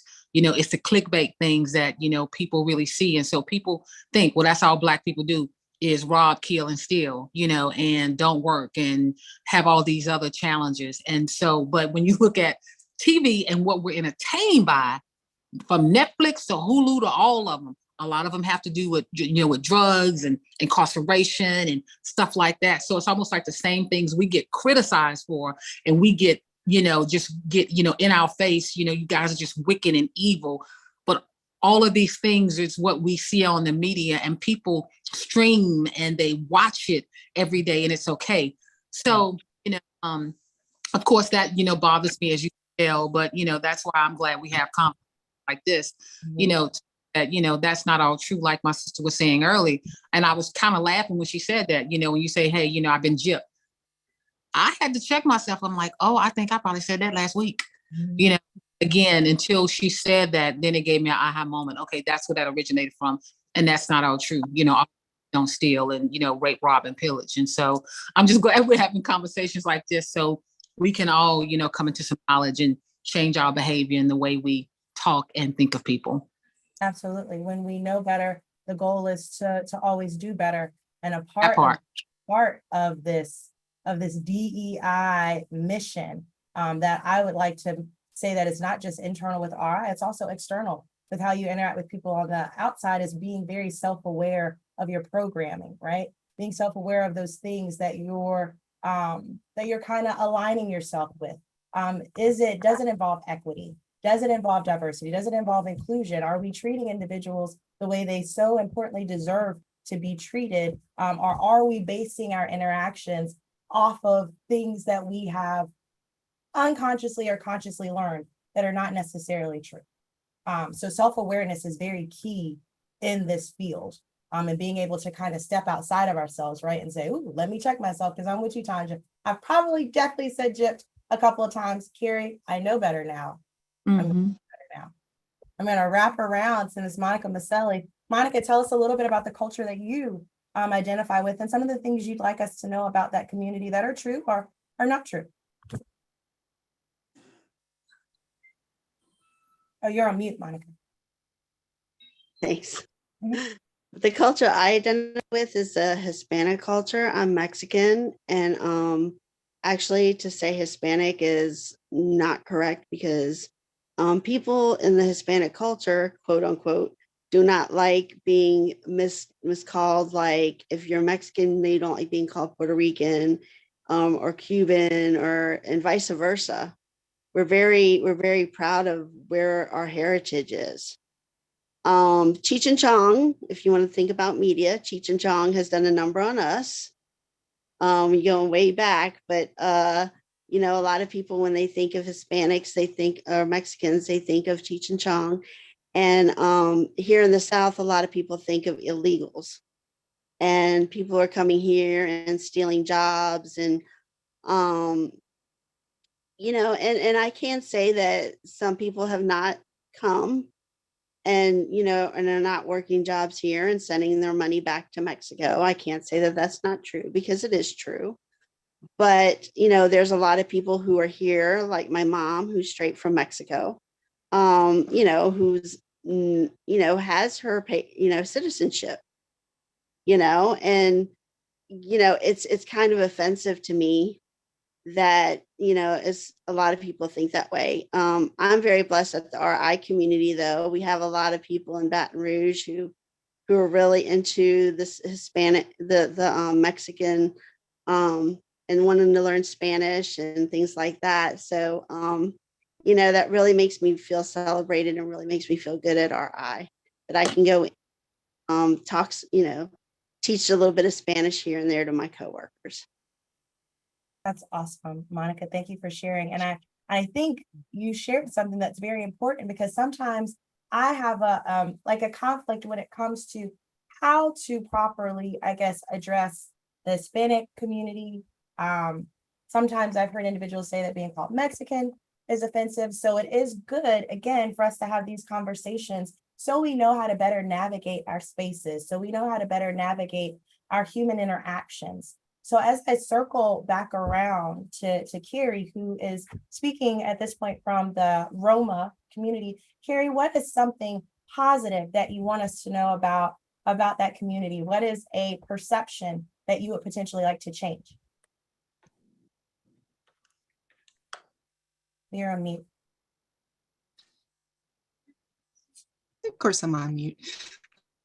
One of the things that I would like to change is the viewpoint that has historically shown up.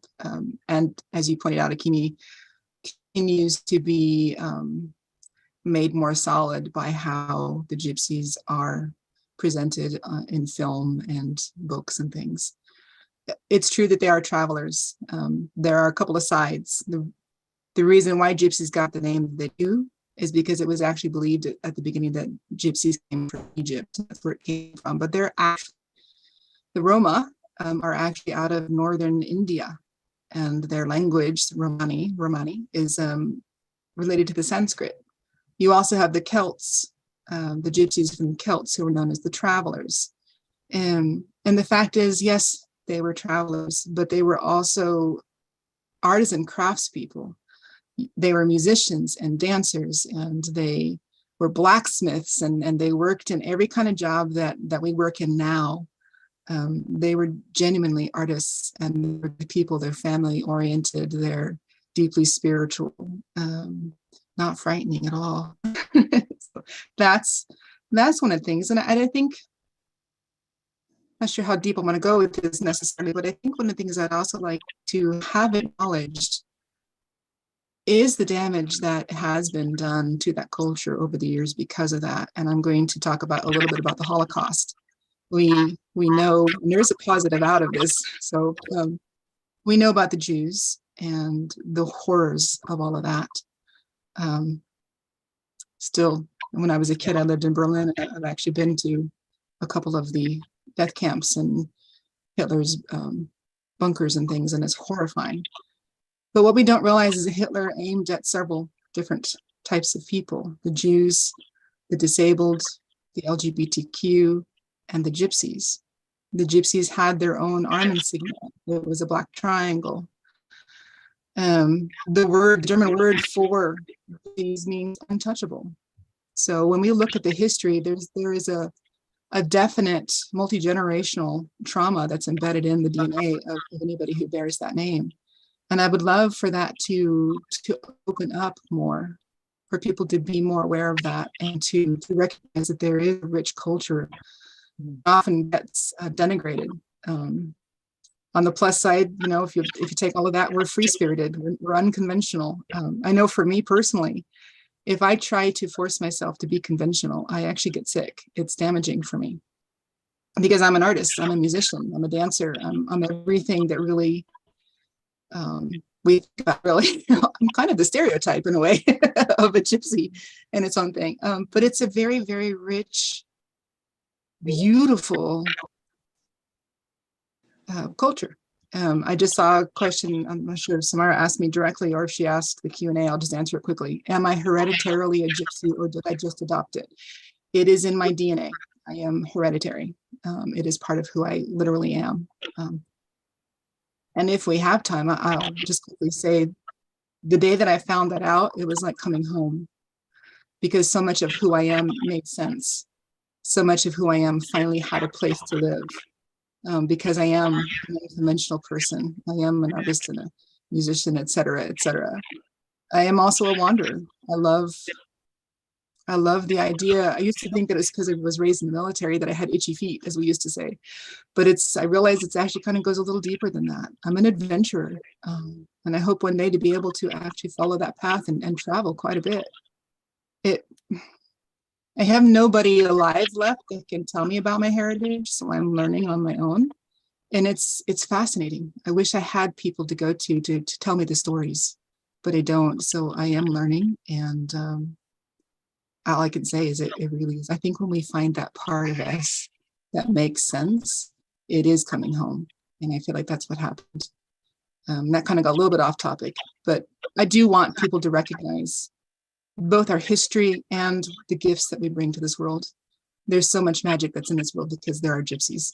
I'll come back if you want me to, Akemie, to talk about the word gypsy itself. I don't know, we'll give other people a chance to talk to. It's a problematic word, we'll come back to it. Yeah, I'll around. Thank you, Kerry. I think what I'm taking from that is that we're all, regardless of what community we identify with, we're all trying to move to a space and a place where we can be celebrated for our differences and not ostracized for our differences, not put into a box because of our differences. At the end of the day, if we were all the same, how bland would that be? So we're placed on this earth with all of these different melanins and colors and cultures and foods and ethnicities for a reason, and it is something to celebrate. So I will circle around really quickly here to Jess, because we are coming up on time here soon. Jess, what is something that you want us as the RF family to have a takeaway about the community that you have identified with today? Akemie, you hit my main point right as you were talking about it. So I'll just echo what you were saying. One thing that I love the most about the queer community is the diversity within the community, right? There's so many different identities and, there's a lot of different terms, and it's changing all the time, right? So the language that we had to self-express, 10, 15, even 5 years ago, is constantly evolving, and it's just beautiful. And it's something that should be celebrated, that you have so many different ways and avenues and ideas and, places to express who you are and how you are and, who you like or don't like and, all these different things. So I think, just in general, it's important to recognize, the beauty in this type of diversity and, to work towards destigmatizing it, right? Instead of perpetuating, the system of violence and microaggressions and, and discrimination against people who are different than us, being open to learning new terms or new identities and listening, or even if you don't agree, that's okay, right? But we can all be respectful to each other. Respect. And that's going to save lives. Absolutely. Respect. That is a key word, team. Being respectful of it. Respect is free. Kindness is free. Tanja, what you got for us? I was just thinking about everything, everybody was saying. I was just writing some stuff down about, again, how we portray, and I could say just Black and then Black women, that we don't want to work, all we do is do drugs. We're violent, and a lot of times, being a Black woman, when we speak our mind, we're the angry Black woman. You're the angry Black woman in the room. I own that Black woman in the room. To back that up, the Bible says to be angry and sin not. To be angry and sin not. Or if we honor, songs say the truth is free, but first it'll piss you off. And so, there's a lot of things to be angry about from the past to present. And so, like I said, I'll own that. I just can't, I'm just working on the second part, to be angry, but to sin not, I can't be violent, but how do I use that, those emotions and those feelings to push change? And so I thought about too, another thing that I know that, as a Black woman and a Black person, that we're strong. People say that all the time, we're resilient. But we also are human, so a lot of times when we say that, I think we mean well, but then we're human, we hurt, we have emotions, we have things. Our brain is not smaller than our white counterparts, data, And so just having these conversations, just to show key, I had to write stuff down while everybody was talking, because, when Monica was talking about, okay, what, Mexican Americans or what Mexicans want to be identified by, I'm still struggling with, is it Latino? Is it Mexican? And so, again, I can't stress the importance of having these conversations so we can actually hear, and it can be food for thought for all of us, so we can change the way we talk, change the way we treat people, and hopefully change the way our community see and we respect one another. Because like you said, it's free. And, as we want it, we should give it out. Agreed. And Tanja, I'm just going to hop on that bandwagon real quick about what you mentioned about African-American women and being angry. Guys, there's nothing worse than feeling dismissed, right? There's nothing worse than feeling looked over because you've been placed in a box, right? So the next time you're interacting with someone and you think you have an idea of where they're coming from, you think you understand their viewpoint, I caution everyone and encourage you to take a pause before you speak, before you interact, to make sure that that is truly the place and truly the thing you want to say, because the worst thing we can do is invalidate how someone feels, because a feeling, regardless, is someone's what? Experience. And so if I'm an assertive African-American female, that doesn't mean I'm angry, because I can compartmentalize kind of with the best of them here and I can multitask. It doesn't mean that I don't have moments of weakness. It doesn't mean that I don't break down in my shower in days where I feel like I'm not being 100% mom, 100% wife, and 100% director. What we show on the outside is not even a snippet of what's happening on the inside. And you never know what has impacted someone's day, which is why I always caution us to really think before we speak, think before we act and interact. I'll leave it with Monica to kind of wrap us up here in the last 3 minutes or so. Monica, what is something that you want to be a takeaway for the RI family today about the culture in which you identify with? One of the things is that the Mexican culture is rich with beauty and music and food. It's just a very, very rich culture, you know. It's not just about, like I said before, like people who are coming over here to steal jobs, or you know, I've heard people say dirty Mexicans. One of the things that I can agree with is what you said, you know, you never know who somebody is. And one of the things is I don't look Mexican. I don't look Mexican at all. And people say things in front of me that I wish they wouldn't say about Mexicans. And then people who are Hispanic say things, or, you know, from all the different countries, say things in front of me that they don't realize in Spanish that I understand. And it can be very hurtful at times. And so, like you said, you just never know who somebody is or where they come from. And it's best to be respectful as best as we can of everything and everyone. Thank you, Monica. That was a great wrap up. So team, thank you so much for allowing us to come before you today and share the communities and, you know, that we identify with. As always, I encourage you to just have a takeaway when you're interacting, not only with the guests in the facilities in which we serve or the communities we serve, but how we interact with one another as well. We're working these 12-hour shifts, we're pulling long hours, and at the end of the day, we need to carry grace and compassion for one another. If we're not carrying it for one another, who else is going to do it? So please let that be the takeaway. Again, thank you for having us, and everyone have a blessed day. Thank you so much, team. There are just, I think, 2 questions I wanted to just bring up from the Q&A if y'all have a couple more minutes. An anonymous individual asked, and maybe Monica, this is a good question for you. Would it be better to use the terminology undocumented rather than illegal or illegals?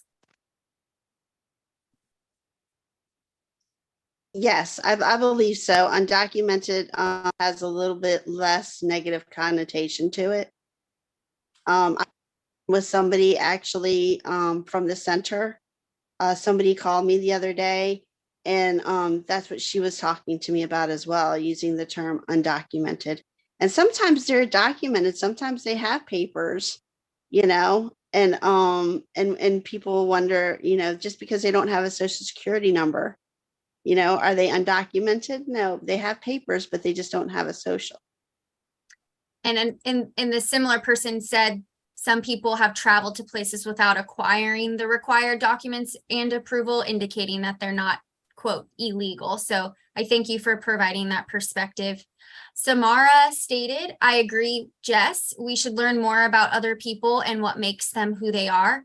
And even if we don't agree with them, they deserve to live with acceptance and live free from fear and mistreatment because of who they are. You can accept who someone is and treat them with respect, even if you don't agree with who they are. So thank you for your thoughts, Jess. They definitely resonated with a few individuals. Deborah stated, be respectful to everyone. I think that was a quote from you, Akemie. So all in all, DEILC team, thank you so much for being part of this today. It's very, very helpful to hear your perspective, to be able to share your culture. Kerry, I feel you, girl, on that redhead vibe. We're there together. So thanks for pulling that one out. All righty. Well, thank you, everyone. We are going to shift into a very exciting next place to be, the Employee Awards. Woo, woo, woo. This is like my favorite part I just think it's so incredible to be able to honor you all. To those of you who were nominated, congratulations. There were a lot of nominations, and we're just grateful to be able to provide those individuals in each of these candidates. So I'm going to bring Paul back on to help us get started with these employee awards. Thank you, Julia. You are a fantastic host. Oh, thanks. It's my first time. This is fantastic. And I'll tell you, you just cited Akemie, and I was thinking the very same thing, because it certainly reflects in these employee rewards, where we're going to recognize 6 key individuals in one of our teams for just fantastic work. But let's be honest, what Akemie said is respect is free, kindness is free. And we are filled with a team that does that each and every day. It is remarkable to see what so many of you do, and grateful to be a part of your team. Each day, each program, everywhere we go, we see these things. But what I would like to start with is recognizing, look, there were a lot of nominations, Julia. A lot of them came through. And we were lucky enough to identify these 6 winners. And I want to start with our peer champion, who is Jennifer Rogers from one of our outpatient programs. And I am going to ask Craig or Deb to come up and say a few words on exactly what we're seeing come from Jennifer. She's certainly one of our really strong peer leaders here in the outpatient program. Oh, look at that. There we go. There she is. I was like, that didn't look like Jennifer. Craig, you're here for a few words on Jennifer. Yeah, I can't get my video to go on, but if you can, I just wanted to say, first of all, when I mentioned it to some of the other staff members, we had a few staff members crying and in tears about the joy for Jennifer. And it just speaks volumes of who she is as a person. She is an amazing employee. She works with participants. She not only supports them where they're at, but she walks with them to their journey and helps them, discover what that journey is. And, she started as a peer support. She's now working on her BHC2. And she just recently joined the Southwest Peer Leadership Council. So, I'm just so excited for Jennifer. She's been an amazing role model for both participants that we serve and staff. Look, and Jennifer's been working on the Restart program for quite a while. And Craig, this is challenging work. You only get to be with someone for a relatively brief period of time. They're either homeless, they're often coming out of the justice system or inpatient stays, and getting them on a path to where they have safe, secure housing, pursuing employment and a better life. And the fact that Jennifer walks the walk, I think, is just a remarkable example for all of us. And I think any of us that have done this sort of work before know it's tough. We're not always successful, but finding a path to stay positive and believe each time when that person's in front of you, this is going to be the outcome that we can get for you. Absolutely. Yeah. All right. Well, thank you. And you got your camera to work, Craig. Well done. No, it's clicked on automatically. That's not Jennifer there, is it? No, she should be. She's at another site, so she should be on. So I don't know if you would you like to wave and say hi, Jennifer, if you're there. Oh, there she is. She raised her hand. Can we pull her in at all to say hi?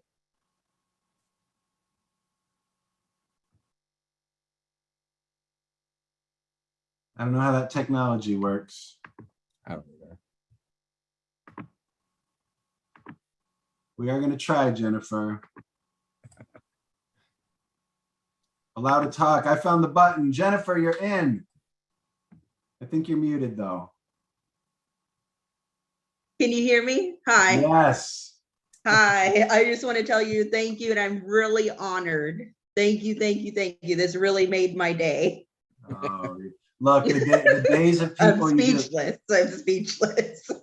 Jennifer, it is awesome, and so grateful for what you're doing. And the other thing I'm going to cite is Chris Bart's earlier today, for those that heard the ripple effect.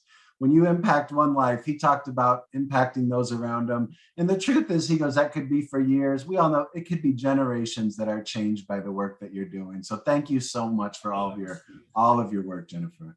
Thank you. All right, well done. I'm going to move on to our second award, which is for their stellar provider, Jessica McKinsey. And I believe we have Amber Lynn here to say a few words about Jessica. Did I get that right? Are you there, Amber?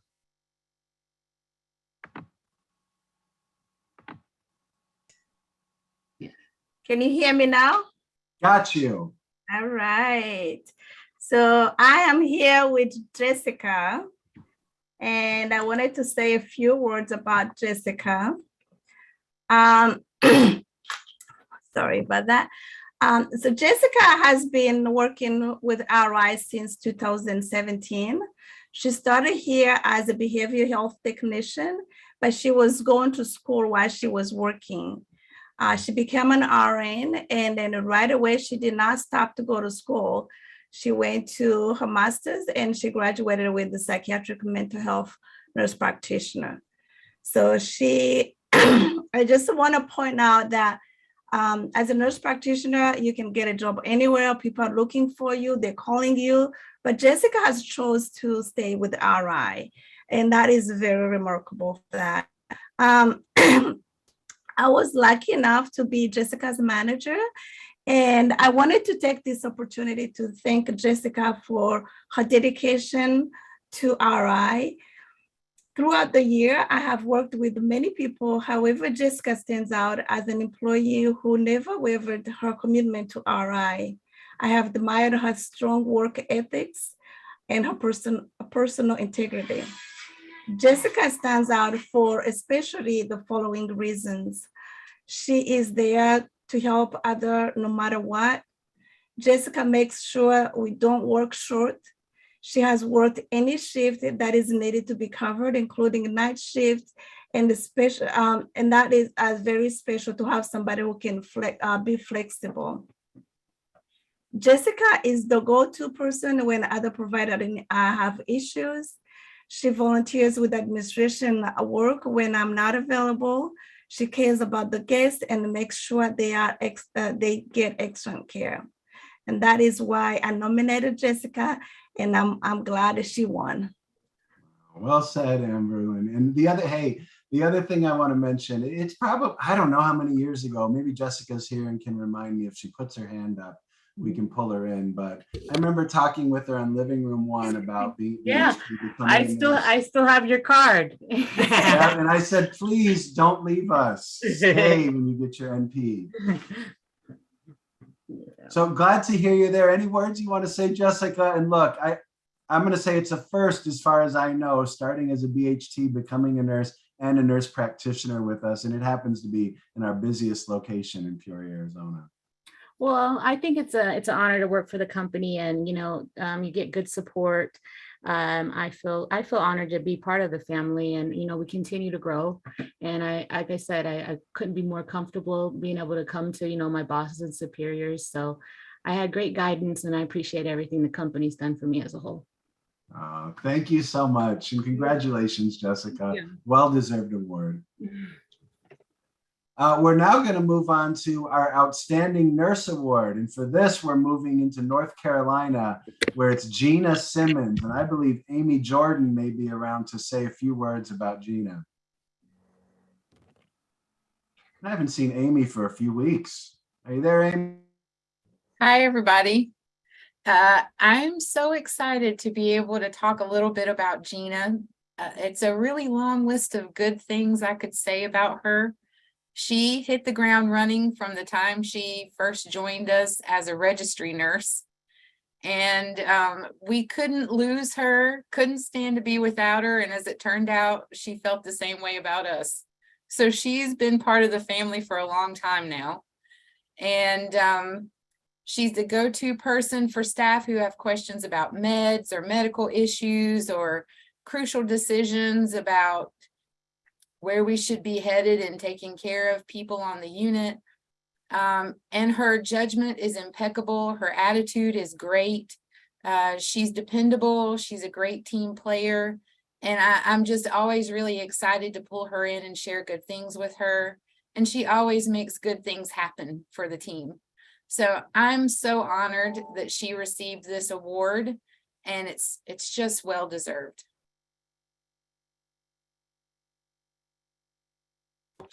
Is Gina around to say a couple words? I think they were calling her in. as usual, I think she was out on the unit taking care of somebody. Of course. And she is in Cumberland, which is Fayetteville, North Carolina, which of course is a fantastic location. Those of you that have not seen it, it is an engaging team, and not only engaging our guests, but each other. It really feels like family there. It's a lot of fun. Looks like we might not be able to catch her this time. Duty called, I assume. Wait. Oh, there you are. Hi. Hi, Gina. Congratulations on the award. Yeah.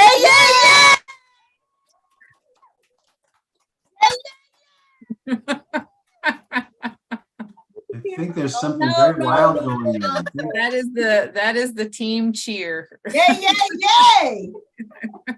Thank goodness the camera wasn't on. I'm not sure what we would have seen. Let's turn the camera on. No, I look. Oh. No, she don't. Well, congratulations. Really well deserved, Gina, and love the energy of that team in Cumberland. Thank you. Thank you so much. See what the world watching. I'm going to switch over to our next awardee, which is our splendid clinician, who is Stephanie Cohen, another outpatient team member. And I believe Monica Weldon is here to say a few words about Stephanie. Yes, hello. Stephanie has been nominated for the Splendid Clinician. She's also a supervisor, program director at the Outpatient Health Center here in Phoenix, Arizona. But in addition to that, she provides individual counseling, facilitates a DBT group, and is just a very strong advocate. She does not give up on people. She really embraces a trauma-informed approach and recognizes that people may be behaving in ways that don't necessarily reflect who they are as a person when they're in a crisis, and reminds the team of that as well. So she's always encouraging folks to remember that we're all just human and to see the humanness in one another and that connection. And she just does not give up on folks. And Monica, I think we have to acknowledge, to be honest, you have to go a whole long ways to get to being a DBT therapist and doing that work, which is not easy. It's individual, it's group, it's supporting each other. So fantastic that she's making that available to those we serve. Really grateful. And I think Stephanie's coming on to say hi. Yes, congratulations, Stephanie. I'm here. Thank you, everyone. I was sort of hoping I wouldn't win because I didn't necessarily want to speak, but thank you. I love what I do, and my team is wonderful. And, you know, as I was thinking about this, Monica and Marley have been the supervisors and the mentors that I have always wanted. And so I'm so grateful to be here and really honored to So be kind, Stephanie. We're not going to make you give a long speech. We wouldn't do such a thing, but thank you so much and congratulations. Thank you. All right, we'll move towards our next one. You know, Support Star is an interesting one for me, and I can actually testify around the work of our Support Star identified winner, which is Crystal Walston in Delaware. Crystal's tenacious. I was for a while the contact when there were IT issues. It didn't matter if it was midnight on Saturday. She told me get it done.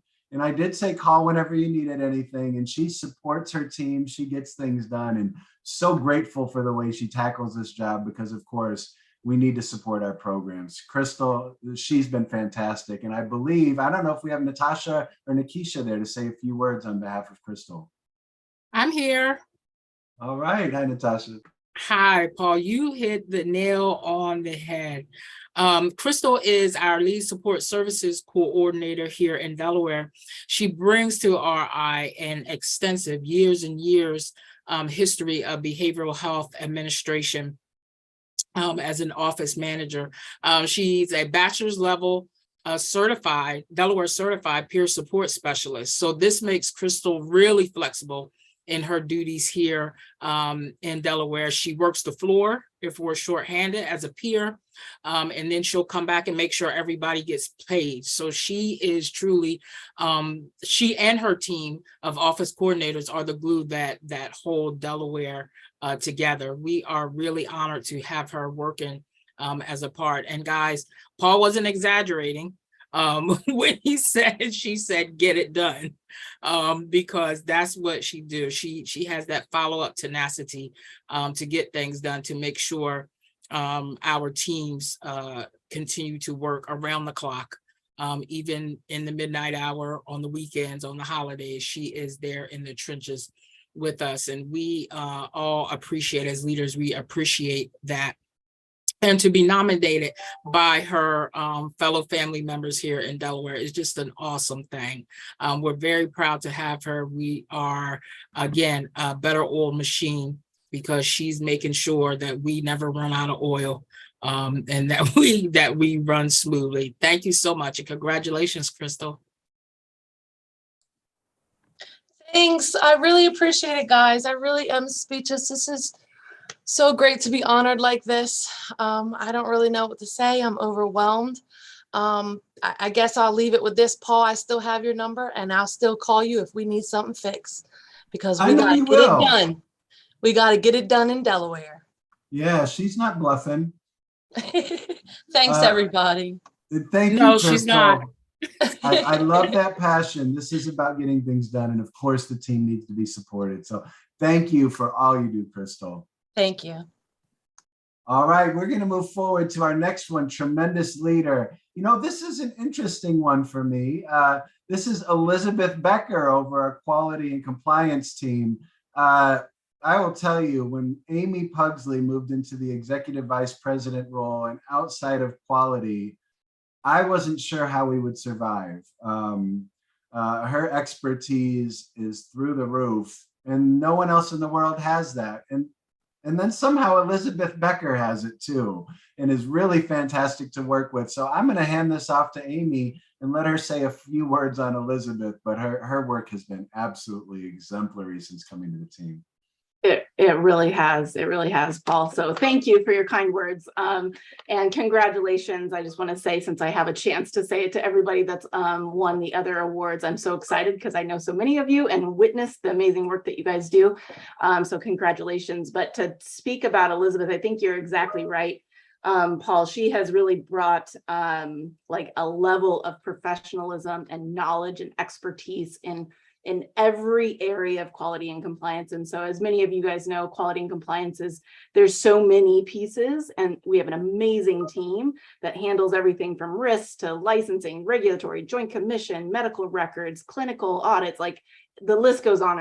And it's a hard kind of department to oversee because there's so many moving parts.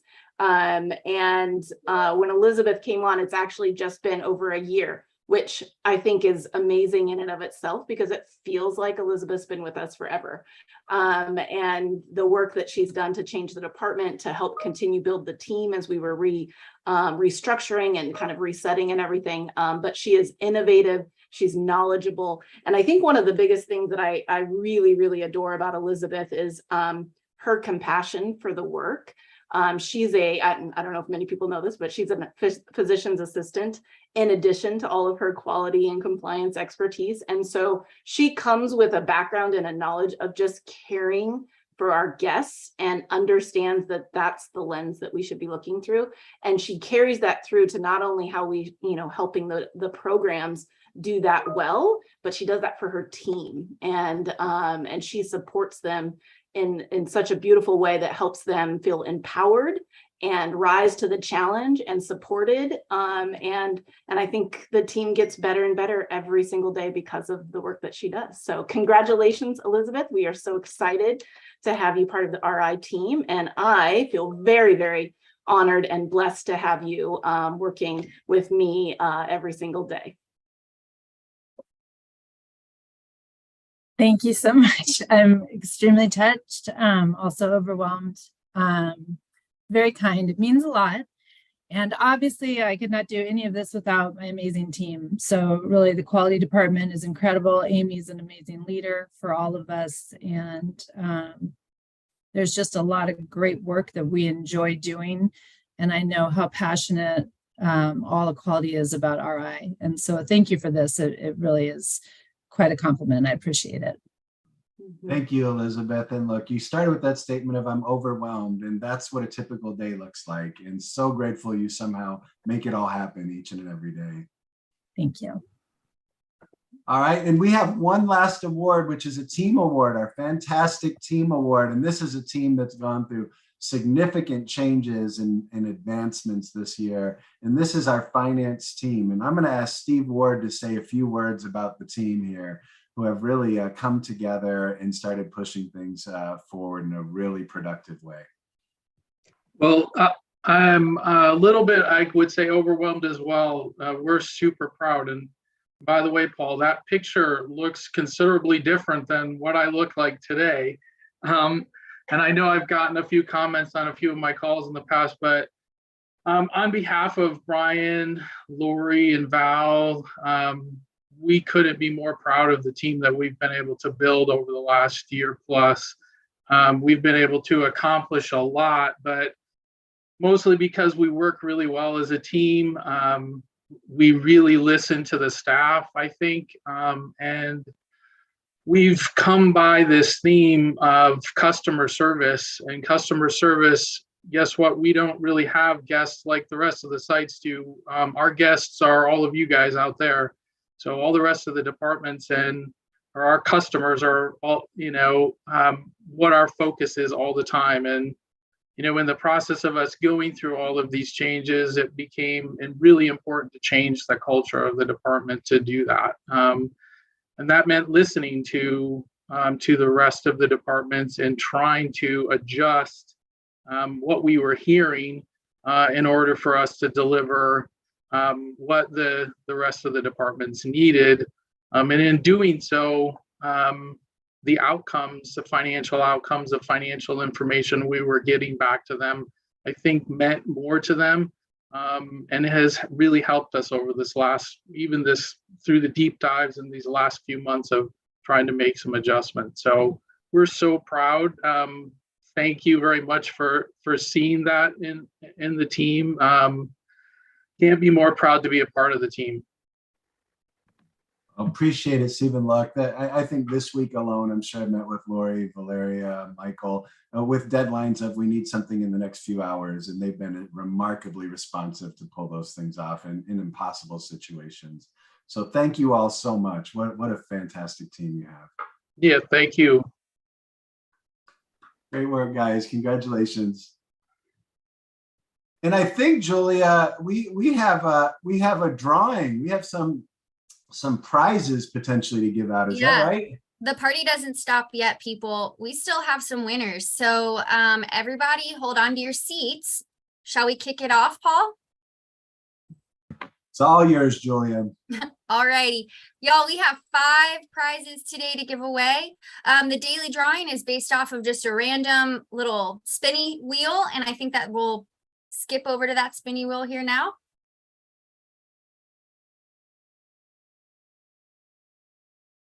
There we go. All right, for the first prize.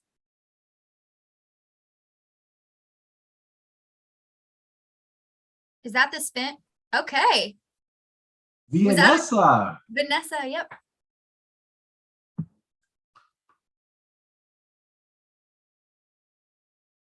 Are we ready for the next one? Oh yeah, let's keep it going.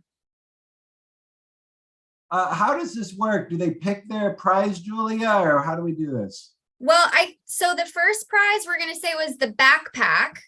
So they get this really cool Oh, Phoebe! Sorry, that's biased. That's Jacksonville. Yay, Phoebe! She's very excited. I will say this, Vanessa, I would like to borrow your backpack. The next prize, and I might have to defer to Karen. Karen, was there a particular order for these prizes? Nope. I can just pick? Just pick. Oh, okay. Phoebe, you get to win this really cool t-shirt, the RI International t-shirt. I heard her next door go, cool.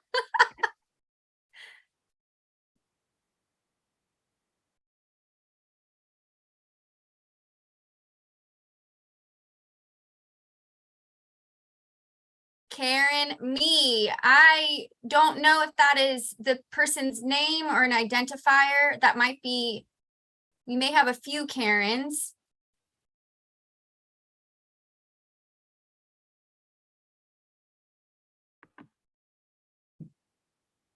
Can we find a way to find that person? I'm trying to figure that out. We probably can. I can look at the attendees list. All right. So Karen Me, you will have won the picture, the cardinal picture. And then our next drawing, we're ready for that one.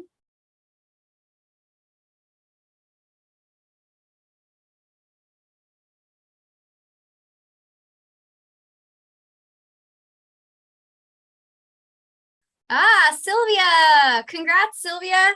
You'll get the 988 Crisis Jam long sleeve t-shirt. Whoop, whoop. And we have one more.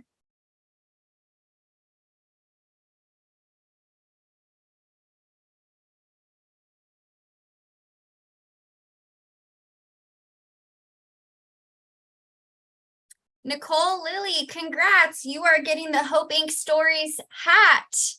Yay, everyone. Congratulations. It's always fun to win prizes and then to win them and get them and just have something in the mail too. I always think is like really fun. Love it. All right, Paul, back to you for some closing remarks on the day. All right. Look, I think it's a phenomenal day. And part of what we did was we started with the State of the Union, and David walked us through our history. And something stood out through the whole day, and I think it's passion. It's the passion the organization has had for over 30 years to create a place in which we can really make a difference in people's lives.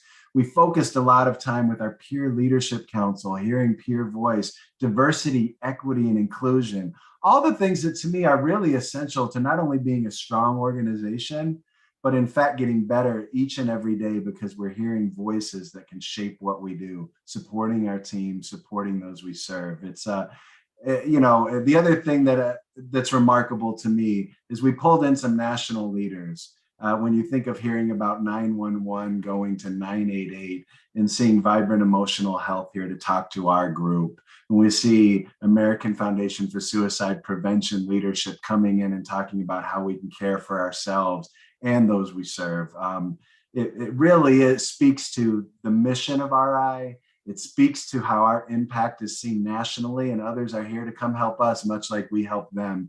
And I think that's what's going through each and every day. And the things that stood out to me are those sort of things. And I'd encourage each of you to think through that impact a pebble can have as we think through the ripples of impacts, and again, through generations for the work you do.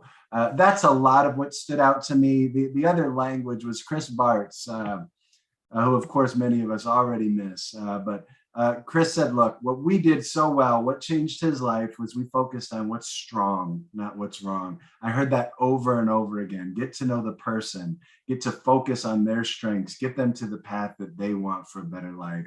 And so look, really grateful. I'm remarkably excited about what lies ahead tomorrow in the session as well, as we have an amazing agenda ahead. And the last thing I'll say, Julia, is those of you that hosted, man, including Courtney, Natasha, Julia, fantastic job. We have leaders that can really lead anything, including a session like this. And I'm really proud to be a part of this team.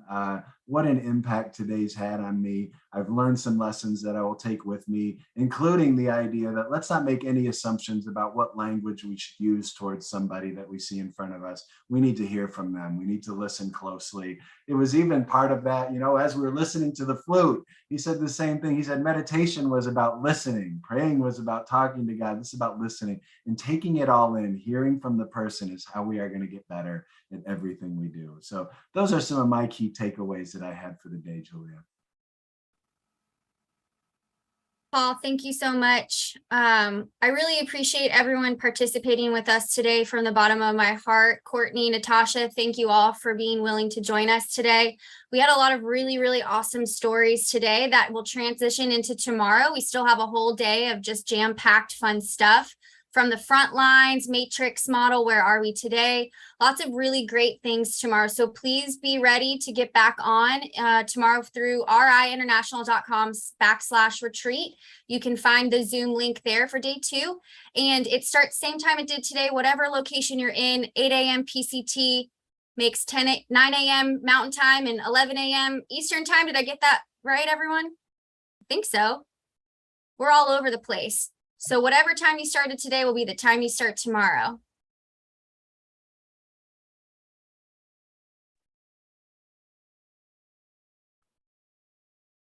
All right, y'all, without further ado, take care and enjoy the rest of your day. We'll see you tomorrow.